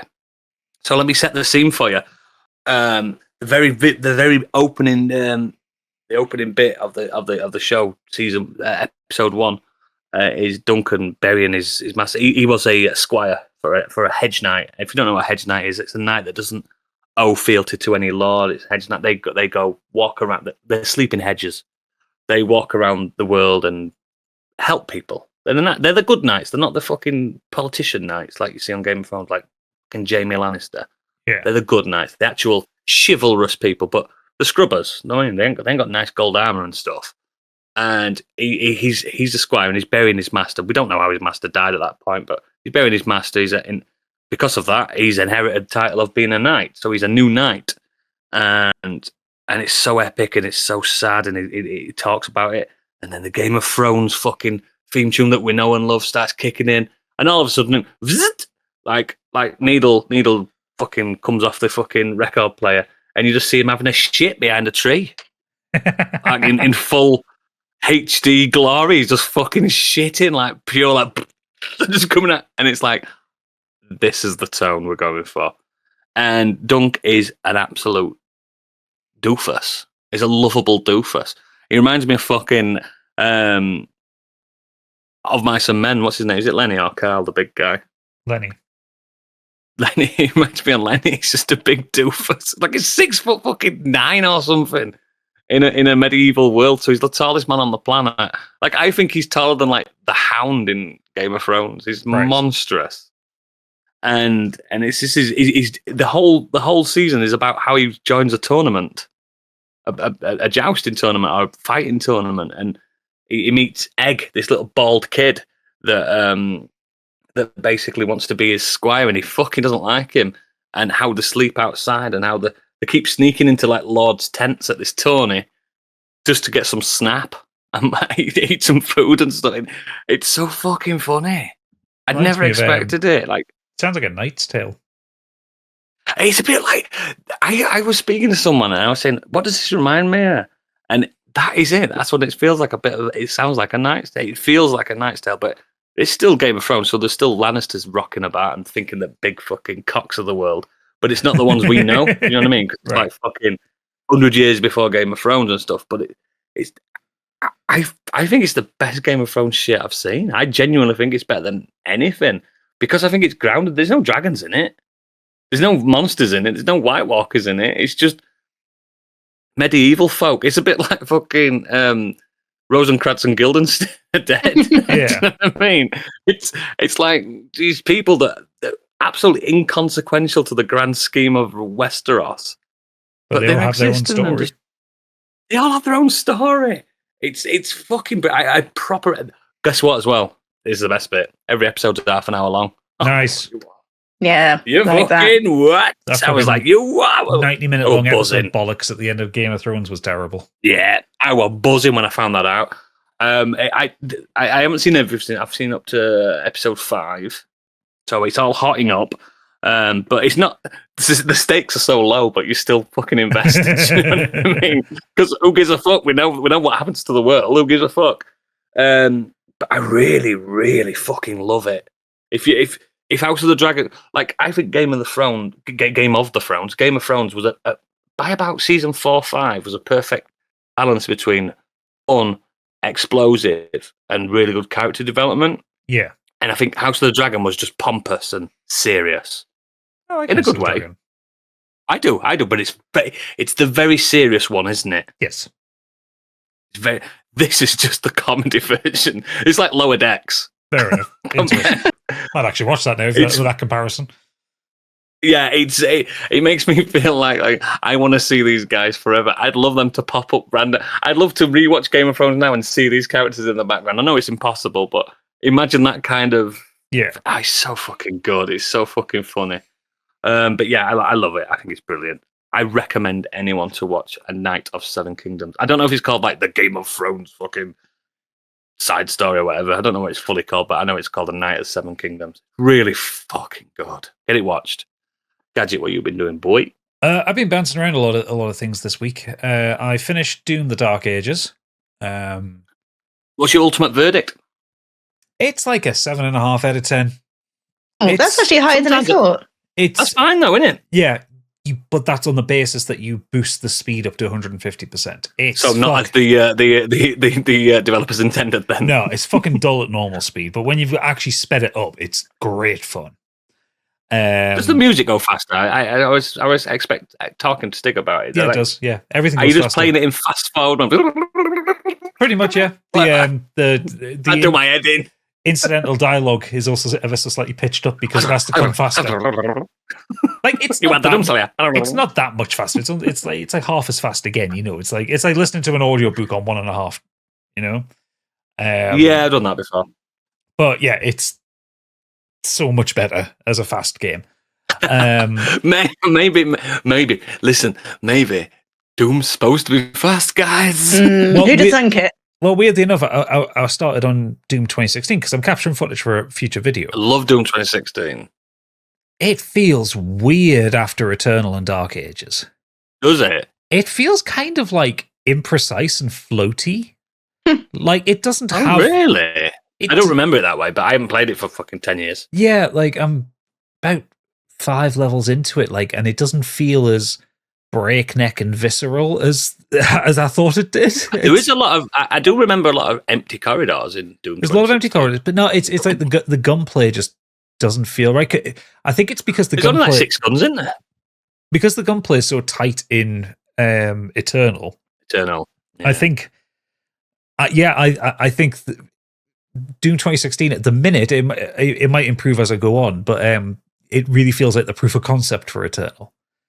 Like the demo for it. Yeah, I get what you mean. But there isn't many guns in Doom 2016. It's only like 6 or 7 guns. No, and there's also things like the world is a lot more interactable. Like you go up and you have to press E to like interact with doors and shit like that. Whereas in Eternal, they're just fucking open for you because why get they're just open? Yeah. It's very fast, Eternal, isn't it? It's very fast. Yeah. So, but yeah, Doom Dark Ages was better than I thought. Story's absolute fucking bollocks. It's like it makes. I won't even get into it, mate. I don't think anyone cares. No, but I couldn't tell you the story of any of them, to be honest. Hell. Yeah, hell. Well, so Dark Ages like tries to, because it's a prequel to the other 2 games. Like they can't do a lot of the hell stuff because you kind of fuck hell over in Eternal and yeah, of course you do. Yeah, it's like you go to hell for the first time in 2016, so they can't really do. So much you can't with hell. Actually go to hell. So they do the Cosmic Realm, which basically ends up with you in a Titan beating the shit out of Cthulhu. Oh, right. So they try to do cosmic horror with it. But is it because he's destroyed the Cosmic Realm? Hell can now rise. Hell can. Sort of. It's the Azarak, the balance has been destroyed. Azarak, the demon leader of Hell, is using the Cosmic Realm to try and take over the mortal realm and defeat. I don't need story in Doom. I'm sorry, guys. I just really fucking don't. There's so much cutscene in it. There's so many cutscenes. Like I love the story in Wolfenstein because it's fucking dead interesting. It's alternative history, Nazi shit. Yeah. Who's not into that? Everyone's into that. Doom. I just need to know where the fucking guns are. There's also actually it's a weird thing to say there are too many guns in Doom Eternal. That is annoying as well. Not in Doom Eternal, in Dark Ages, because there are 6 categories of guns. And there are 2 for each of them, so you got 12 guns. I only ever ended up using the super shotgun, really.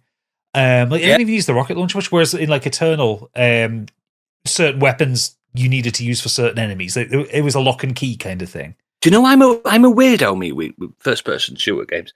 I really like a good pistol.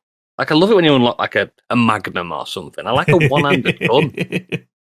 Like, I played a lot of fucking... I played a lot of Wolfenstein... The New Order. Yeah. There's a really good like SS Luger Yeah, silenced SS Luger's great. Yeah, I use that constantly. You're wielding those fuckers and just like fucking. Yeah, I like the revolver ocelot shit, me. I love a fucking pistol.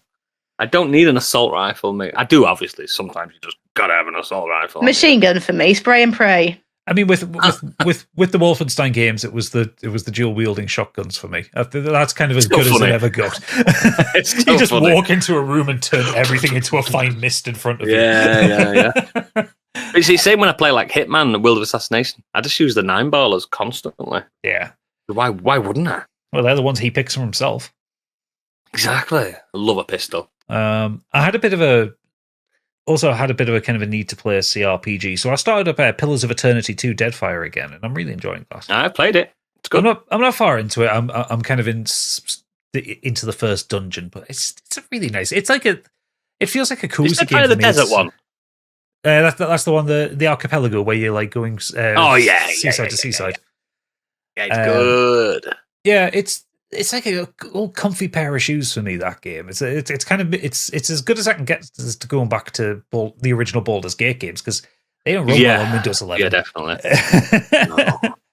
No, I can't imagine they do. But the main thing I've been doing, I have been reading a book, listening to an audio book, but it has been a book week. So you know how over the last year I've been very obsessed with Dungeon Crawler Carl, the series from Matt Dinniman. Well, that's what I was going to download. Sorry, I was going to download that this week and I forgot. Thank you for reminding me. You're very welcome. Get them credits used. Well, I used a credit. Matt Dinniman released a standalone novel not related to Dungeon Crawler Carl this week called Operation Bounce House. Operation Bounce House. I've been to bounce houses. Yeah, so this is the summary from Matt Dinniman's website, Oodles, and I think you'll get on board with this. All colonist Oliver Lewis ever wanted was to run the family ranch with his sister, maybe play a gig or two with his band, and keep his family's aging fleet of intelligent agriculture robots ticking along as long as possible. He figures it would be a good thing when the transfer gate finally opens all the way and restores instant travel and full communication between Earth and his planet, New Sonora. But there's a complication. Even though the settlers were promised they'd be left in peace, Earth's government now has other plans. The colossal Apex Industries is hired to commence an eviction action, but maximizing profits will always be Apex's number one priority. Why spend money printing and deploying AI soldiers when they can turn it into a game? Why not charge bored Earthers for the opportunity to design their own war machines and remotely pilot them from the comfort of their homes? The game is called Operation Bounce House. Oliver and his friends soon find themselves fighting for their lives against machines piloted by gamers who've paid a premium for the privilege. And with the help of an old book from his grandfather and a bucket of rusty parts, Oliver is determined to defend the only home he's ever known. Okay. I have a feeling the guy that's author of these books is a massive fucking nerd. He's a huge nerd. Might be one of the biggest nerds. But he's a very perceptive nerd. That sounds fun, though. It is fun. I like a perceptive nerd. Nerd. A little bit like Dungeon Crawler Carl. There's quite a good balance between comedy, action, and kind of real in-depth, slightly traumatic shit. Yeah. Like the characters, like say for the first time someone is killed, like the characters have this quite deep moment of introspection about like what's happened. I think this is fucking brilliant. So Oliver, I've still yet to read one of his works, but I know a few people now keep saying read his books. So Oliver is like a 25-year-old kind of burnout farmer kind of guy. He's kind of got no real aspirations other than running his farm, and he's kind of then thrust into this position where he has to basically lead the charge to try and defend the home from the gamers who are coming. Inside Oodles, gamers are the bad guys in this one. They are in real life. What are you talking about? The robots that kind of manage his farm are called honeybees, and then there is the quote unquote hive queen called Roger, and that Roger is like kind of like the all-knowing AI knowledge service that they have. And Roger's a fucking savage, because as soon as they realize they're being invaded by these people remote piloting these mechs, Roger goes into perimeter defense mode and becomes an actual pretty consistent warmonger. And one of his things is, because they can't really fight these gamers face to face because they're piloting these things remotely, they've got to go through psychological warfare. So Roger gets his way into the Earth internet and just starts finding out all this information and suggesting to Oliver the horrible things he can say to the gamers to distract them and to make them fucking hate their lives and shit. And it's so fucking funny. You will never get laid. Oh no, it's worse than that. Like if Roger gets into fucking detail, the AI is a fucking psychopath. But I'm rapidly becoming such a huge fan of Dinniman. I knew I really liked his work with Dungeon Crawler Carl because I fucking listened to 7 of his books in quick succession. But the fact that he can then take that same style and move it to a completely different story, there's still the same. That shows promise for an author. Yeah, there's still the same kind of criticisms of colonialism, of capitalism, of corporatism. This one has a huge swipe at AI, at social media. Good. Like in this imagined universe, there is AI facsimiles of people are banned because they got too good, and it was causing international incidents and stuff like that. And there was a war on Earth over. There was AI wars, and it wasn't a fucking Butlerian jihad. It was because there were fucking ChatGPT and pictures of people. You know, it's like that. Yeah, making it look like a president has done something he's not done. Yeah, and then these gamers who are attacking, like the ones that can afford to buy the robots to go over there and fight, are the big streamers, are the people with like millions of followers. Fucking on gamers, Twitch. Man. These VR fucking nerds. Yeah, I know. So I really like it. Like I'm about halfway through it at the minute. It's not as long as some of the Carl books. It's only about 10 hours long, which is good for a kind of a standalone sci-fi thing. Like the first Dungeon Crawler Carl book's like 12 hours. Does he publish physically? He does publish physically. Yeah. I might pick his first one up, the Carl one. If you get the hardback of Dungeon Crawler Carl, they're really well done. I mean, I've got a Kindle, but sometimes it's just like this. Like I'm off on holiday in April, and I need a good paper book. You know, a book that I'm not that scared. I'm not that bothered if I lose it. Yeah, I don't want to take my Kindle on holiday. I need a book for the pool side.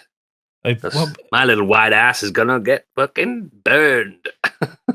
I mean, why don't you do what everyone else does and pick up a Tom Clancy and W.H. Smith's in the airport? No, because I still want nourishment for my brain. I don't want to fucking read jingoistic shite. But you can find out how quickly Chavez tears down a Beretta 1911. Oh, fuck it. I'll just get a Dan Brown novel. Fuck it. Yeah, you can learn all about the secrets of the Catholic Church from an American author. Yeah. From an American author that's never been to the Vatican. Sure. Done. No, fuck that. I want something that can nourish my brain. I want to think. But enjoy. Yes, I would really significantly recommend anything Matt Dinniman's written, but Operation Bounce House is good. Well, if you don't want to commit to like the fucking 7, maybe get Bounce House, yeah, the 7 book thing. Operation Bounce House is very much his style. There is a lot of heart to it. There's a lot of humor. There's some extreme violence. A weird focus on chickens, which I'm sure that's going to pay off towards the end of the story. They're farmers. They've got chickens, but apparently these chickens are trained to attack clicking things, and I don't know what he's going to do with that, and I want to know. So yeah, it's going to be a clusterfuck. I know that much. Yes, a cluster cluck, if one might say. Gotcha. But yeah, that's been my last one. Oh, and I bought a new guitar. That was a good one. Oh, congratulations on your new child. Yes, it's a Swedish one. Yeah, this child doesn't have a head. Oh. It's a headless child, and she weighs very little. Heads weigh a lot. Yeah, they do. I've played one of those guitars in Music Box in Doncaster, and that is a 8-hour gigging guitar. That's a guitar you can carry for a long time. Yeah, it weighs fucking now. It's great. But I tell you what, shall we go on to the feedback, Oodles? I fancy a bit of feedback. Okay, first off, we have Biggie, and he's never heard of her. I bet he's watched a crime show or film. Well, he's getting out of his fucking box here, like, hello to all of my biggles, brackets, my fans. No, I've been that. As you are probably already aware, I wasn't here this week to deliver this pod's news in the professional way that you will expect. I mean, I think we'd had the best news that we've ever had. Easily.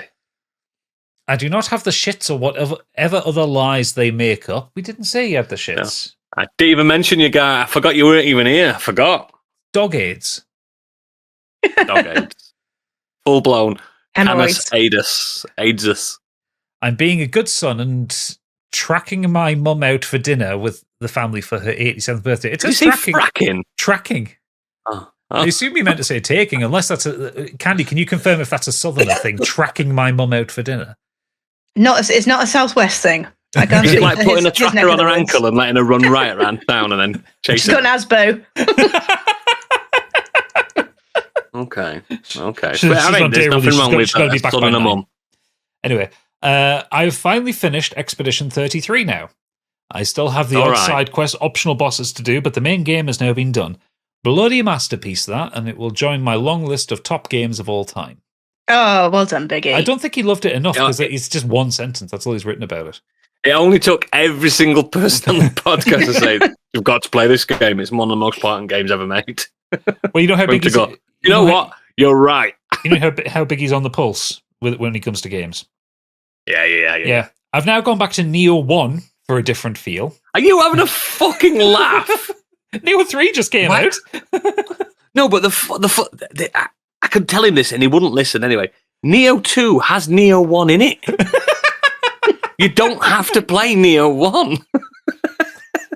It literally has it in it. And he's better. He's also playing Divinity Original Sin 2 for that CRPG fix that he's missing. Why? I mean, to be fair, I can't argue with that. I'm playing Deadfire. That came out in 2018, so like that's the different now. And Divinity 2 is fucking good. Yeah. But stop playing Neo 1 and just play Neo 2 because it's got it in it. All the levels are in there. Yeah, the story's not there, but it's all in there. There's not much fucking story to fuck. Welshman goes to Japan, becomes saviour of Japan. White saviour. Well, Welsh saviour. Welsh saviour. I've also watched the first season of Squid Game: The Challenge, which is the reality TV version of the hit TV show, also on Netflix, which came out 2 years ago. I'd love to spend 1 hour in that man's brain. It's the same kind of format of the series and many of the main challenges from the original series, but sadly without the senseless killings. Nobody dies. A squib of black ink goes off on their chest when they get eliminated, and then they have to pretend to fall down dead. Quite funny, actually. We reviewed it when it came out when me and Stig and Gadget were howling at the fact that they pretend to be dead and they start shaking on the floor. It's 2 years ago. 2 years ago. Has the winner been paid yet, by the way? Wasn't there some big, No, there was some big... be fucking paid. Oh, no, they still haven't paid him. Featuring... They did a massive lawsuit. There's also a second season of the challenge out, and I'm surprised that anyone applied to it because they're probably not going to get paid again. Featuring green light, red light, glass bridge, marbles, etc., the 465 contestants take part to win $4.65 million as the ultimate prize for one. Don't get it, Biggie. Barring some truly annoying personalities of the show, the brutal twists introduced during the challenges and the psychological aspect of the alliances and betrayals between the players make for a very interesting watch. Now, the biggest twist, Biggie, is they don't get paid. Until next time, my Biggles. Love, Biggie. He put an extra comma in there, so it was until next time, my Biggles. Time, yeah. Dude, I love that he's one of the hosts of Modern Escapism. It's brilliant. Anyway, any more? Yes, Zenlos has been on, and she said, so I have a bit of an odd one this week. I want to give away for a game key. Several of my friends have been playing a game called Vintage Story recently, and I happened to hear the developers were holding a free key giveaway for it because of a major anniversary, so I figured I'd try my luck, and I did, in fact, win one. Vintage Story is an indie game that spiraled out of a Minecraft mod, so it's very much like Minecraft, but it does have some major differences. Most people will probably be aware to some degree that Minecraft starts with you waking up on an island and punching trees. Vintage Story won't let you do that. If you punch a tree, you will make no progress because who do you think you are, Edward Axehands? No. If you want to cut down a tree, you will need to go and find some flint lying around on the ground, use one piece of flint to nap another onto an axe head, grab the stick off the ground, attach that blade to make an axe, and then you'll be able to cut down a tree.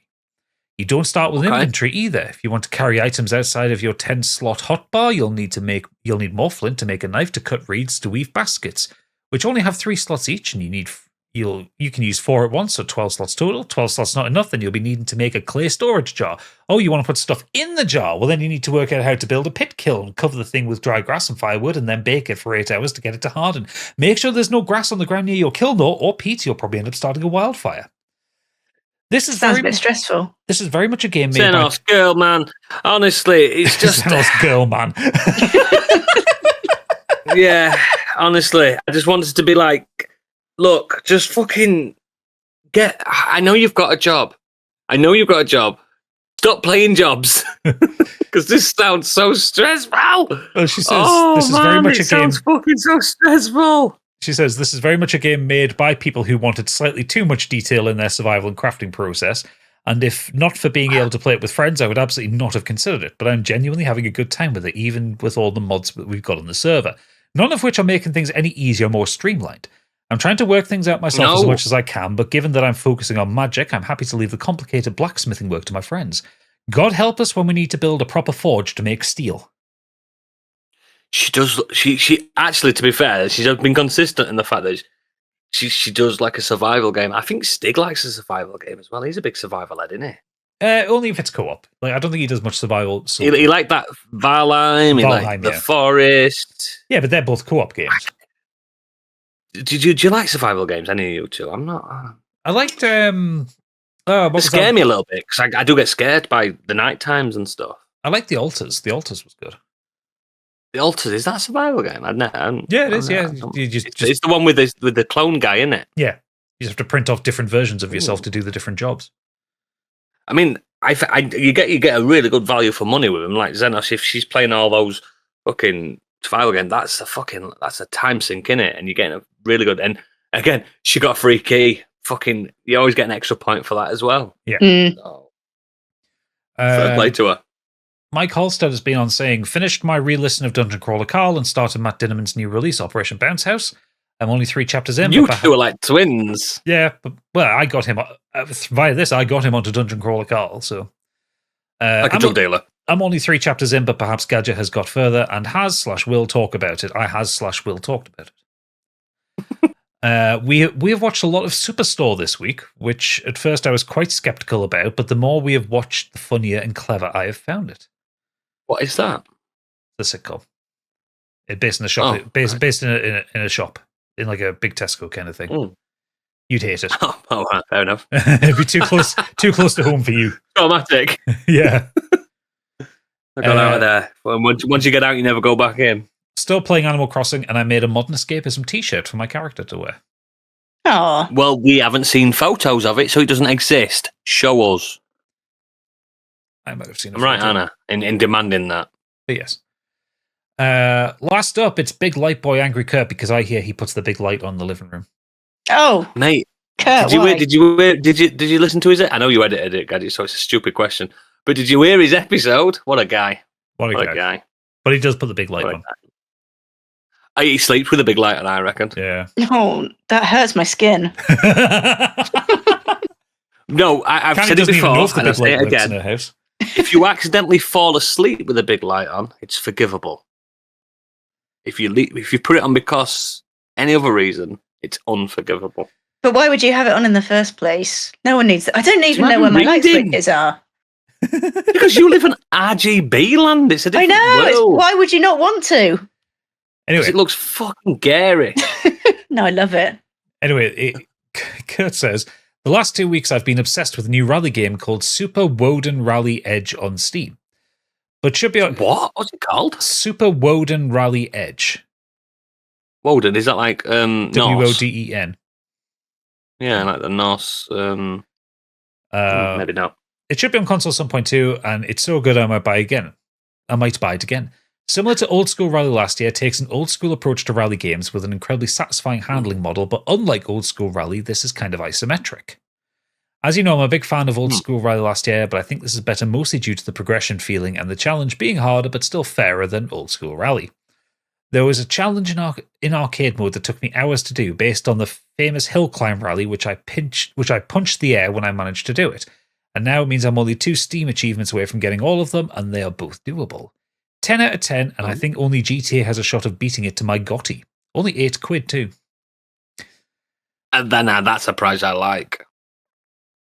Film-wise, I've been working my way through the Oscar nominations. Train Dreams was great. Yep. Frankenstein was good. Wasn't a fan of Hamnet, but I understand why people loved it.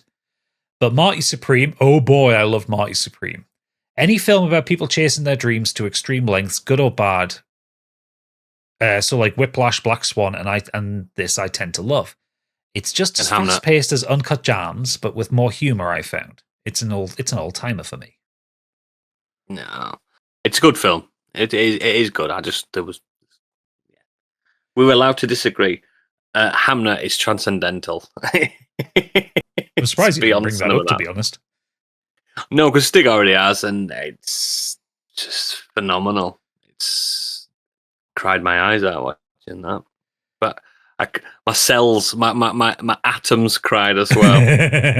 Yeah, Candy, make sure you take off the makeup before you watch it. I did say I'm going to watch it. Andy, don't watch it. Don't fucking watch it. Don't I being sad. You're not going to get anything from it. You don't like the bad. You're not into shit like that. You're not into period dramas. And you don't give a fuck about loss of children. You don't give a fuck about any of that. Never watch it. Oh, I'll probably just watch it and laugh. It's probably the saddest film I've watched since Schindler's List. Oh my God. No, I can do without that. Yeah. TV-wise, I've been watching an Amazon show called Steel. It's about a heist at some investment company, and in the fiction of the show, it's the biggest in the UK history. It's really good, and I think I'd have enjoyed it even more had I known more about the world of finance, as there's quite a few scenes where it goes in-depth on that side of things, and it went over my head. And finally, reading-wise, I finished His Dark Materials, and I'm halfway through Super Nintendo, How One Japanese Gaming Company Changed the World by Guardian journalist Keza McDonald. It's a fantastic read. It's a fantastic read, whether you're a fan of Nintendo or not, as you get some great interviews and insight into Nintendo and how each of its biggest franchises came to be in each chapter. A new entry into the best books about video games. Cheers. Kurt. I read a book on the Dark Souls Inception and the FromSoft. Yeah. Itchy Tasty Rise is good to as well. Power. Yeah, Itchy Tasty. Yeah, Keza McDonald's fucking great off. I think she were a game journalist originally. Well, she's currently a game journalist as well, but for the Guardian. But she used to be a contributor to Eurogamer and IGN. Yeah, she's fucking. I think she's Scottish. I know McDonald is a big clue in that, but I think she's a very proud Scottish. She's lass. Scottish, short, and angry. Yeah. I like her. I like her writing style. I think she's a great writer. I definitely want to pick up that Nintendo one at some point because I loves me some Nintendos.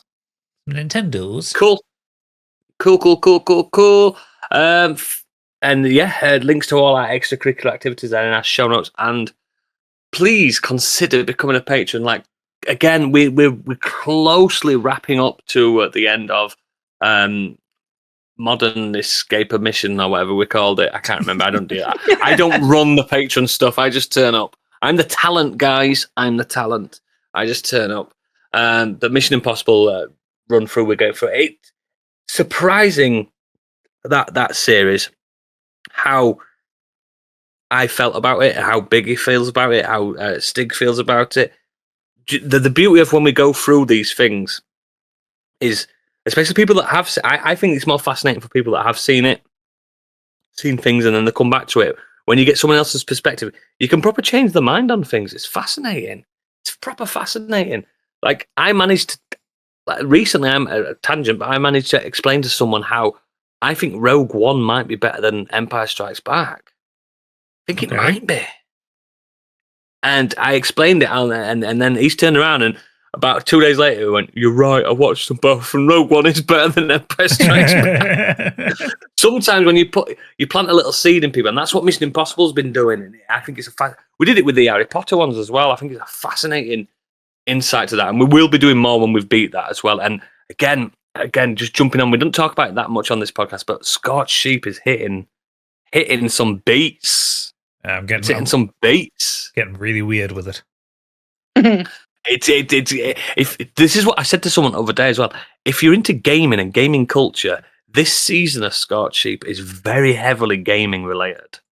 Gadget's really pulling out his gaming love and throwing it into a Dungeons and Dragons campaign, like way more than what he did on the last campaign. Yeah, you did a good mini game. his last campaign seemed to be his love letter to all things like Critical Role and things like that. His actual love for D&D. This is clearly his inspiration into gaming itself, and you can see it, and it's quite beautiful. So I definitely recommend you do that, and just join the Biggie bundle because you get fucking everything. Over at patreon.com/modernescapism. Thank you, because I would have never have known what that was. I'm just the talent. Speaking of talent, this is usually where we end the show when she's fucking back to give us some hard fucking science ponderings. It's time for Candyland.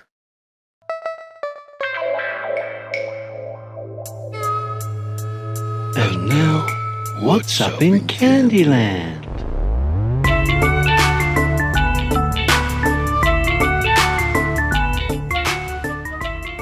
Do you know what I miss from school? And there's not much about school that I miss, but one thing I do miss is putting the chairs up on the table at the end of the day. Does that happen in offices? No. Does it not? No. What you mean when everyone's got really expensive office chairs?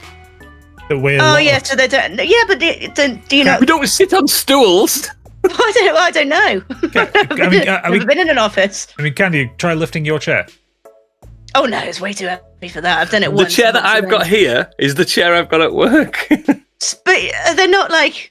Oh yeah, I suppose so. I didn't think about that. They're all proper chairs. I think I'm the only one. No, Stig works in an office as well, doesn't he?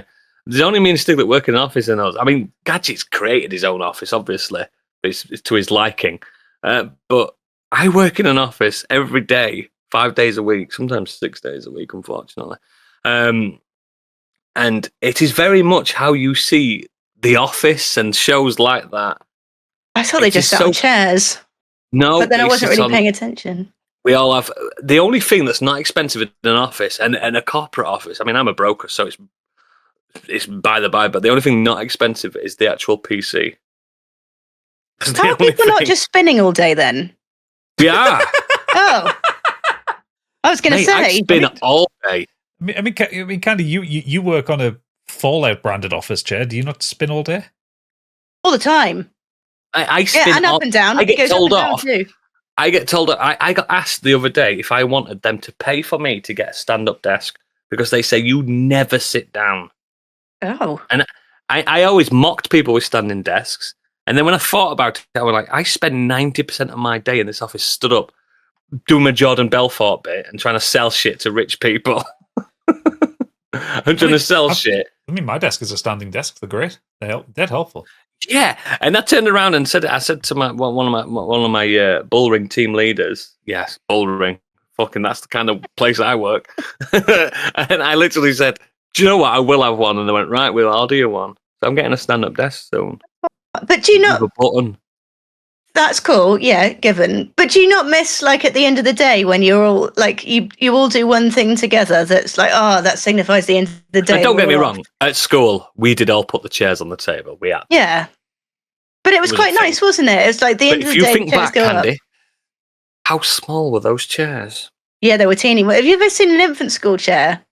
Mate, I went to my daughter. She's the last of my children to be at little school, and I went for a shit in one at parents' evening.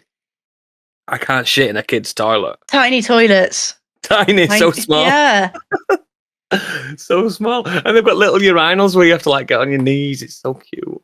Oh. They don't have adult-sized toilets in schools. They don't, do they? I forgot about that. I thought maybe they've got a staff toilet, but they don't. Surely. They just don't. Little toilets. Just a little toilet. And they all have little stools and stuff. Did you do it, guy? Did you put your chair on your desk? We had. Yeah. Well, when I was in junior school, yeah, not so much. High school's different, isn't it? High school's like they don't give a fuck. They just want you out we of the still room. had to in high school. Even in science, when they had most chairs in my high school. I don't like using the word high school because it wasn't really high school.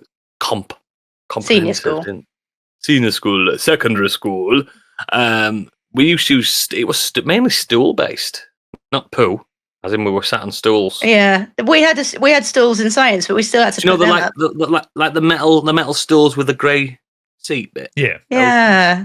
Oh. But no, we had the chairs with the holes in them. We did maths in the science block as well, so we had like Bunsen burn as well with maths. I was like getting fucking fucked up on gas while I was doing I was doing arithmetic. I'm going, of course I was tooting on gas at school. I would have done that during maths as well. Okay, that was so good. I just get so fucking high at school. And then we were sniffing glue and don't sniff glue, kids. But we were doing everything else. I always think back to school and think, fuck me, how did I survive that? It's a jungle. School's a jungle, man. But yeah, I kind of get what you mean. It's the tradition of putting the chair away at the end of the day, like closing time. Yeah, home time. Up and doing it. It's home time. But think of this though. I thought about this the other day. Kids moan, "Oh, I've got to go to school." They're only at school for like 6 hours. I know. What the fuck? Fuck all. And 1 hour of it's dinner. I went out the other day to give like the dog like a little afternoon walk when she was getting a bit antsy, and I left the house at like 20 to 3 just to like take it. They're out. Kids are out, aren't they? They're out. What the fuck? It was 20 past 3 when I was at school. Yeah, mate. It were 3:30 when I was at school. You had to be at school for 8:30, and it were 3:30. We're finished. That's fucking cheated out of 40 minutes. Mate, I've worked in jobs, like when I used to work at Tesco, I did 12-hour shifts and didn't think anything of it. Yeah. Nothing. With an half an hour dinner, you just pile through it, you just get through it. I mean, don't get me wrong, you have 17 cigarette breaks. Even people that didn't smoke, they used to go out and just look at us smoking. Oh, aye. But school, man, schools are brutal. I get what you mean. Maybe I'll bring it up to my managers at work and say, "Can we start putting us chairs? Put the chair on the desk." Yeah, and they'll go, "They're too heavy." They'll say it's too heavy. Do you know, because of like rules now that people, they have to have special chairs with like special back stuff. Yeah. Like on my chair, I've got a squeezy thing and it squeezes it out. And like air pumps into it. Yeah, for your lumbar support. Yeah, it's good, man. It's got that. I think maybe instead of like putting chairs on the desk at the end of the days, maybe we just need to bring back some things like, you know, like if it's your last Friday before you're about to go on holiday, bring in some board games. Yeah. Oh, like Toy Day. Roll the CRT in. Yeah, roll the CRT. Yeah, we all watch Threads. Yeah. We used to do at school. So we used to do at school. Oh, what was the way we have watched Threads, Kes were a big one. Or couple of episodes of Wurzel Gummidge, some shit like that. We did Braveheart. Braveheart? Yeah. Fucking hell, there's tits in that. Yeah, I know. We watched Titanic a few times. There's tits in that one minute. Tasteful tits. Tasteful tits. No, he's fucking pounding her in that car. But yeah, I get what you mean. You miss the ritual of the end. Yeah. But you remember, I used to fascinate me because we used to put the chairs away on a night, but when you came in the morning, they're already there. Who done it? That's right. I never thought about that. Who does that? The chairs back. The chair people. Or the goblins, the cleaners. The cleaners. I remember one time at school, little school, like everyone's slagging off the cleaners. I had to pretend that I didn't know that my mum was a cleaner at my school. Oh, she was. That's so sad. I was like, yeah, fucking cleaners or scrubbers. See, we never slagged off the cleaners. We never slagged off the cleaners because we were kind of from the area that we just didn't know that cleaners existed. We just assumed that everything was just done. Yeah, just everything was just done for us. Oh, yeah. Swindon massive down here. Exactly. Yeah. All you white kids like, there she is, the darker persuasion lady cleaning the toilets. Yeah, exactly. That's Speaking of which, right, the cleaner at our work, right, she's got no qualms of coming in when I'm having a piss. She just walks in. You all right? I'm like, yeah, I'm got my cock out. She don't give a fuck. Well, you're used to that by now. It does say on the toilet doors, like we have female cleaners and we have male. You know what I mean? She probably waits. They don't give a fuck. I've come out after having a big work poo and she's out there cleaning, whistling. I'm like, oh, it were you? Sorry, just wiping my ass. I think we should close it off here at this point then. Yeah. Yeah, there's no end to that question, unfortunately. It would be nice. I get what you're saying. Yeah, nice. I think so. I think you should start doing that in your tattoo studio. Chairs on tables. Chairs on tables. We'll just put Stace on the table. Yeah.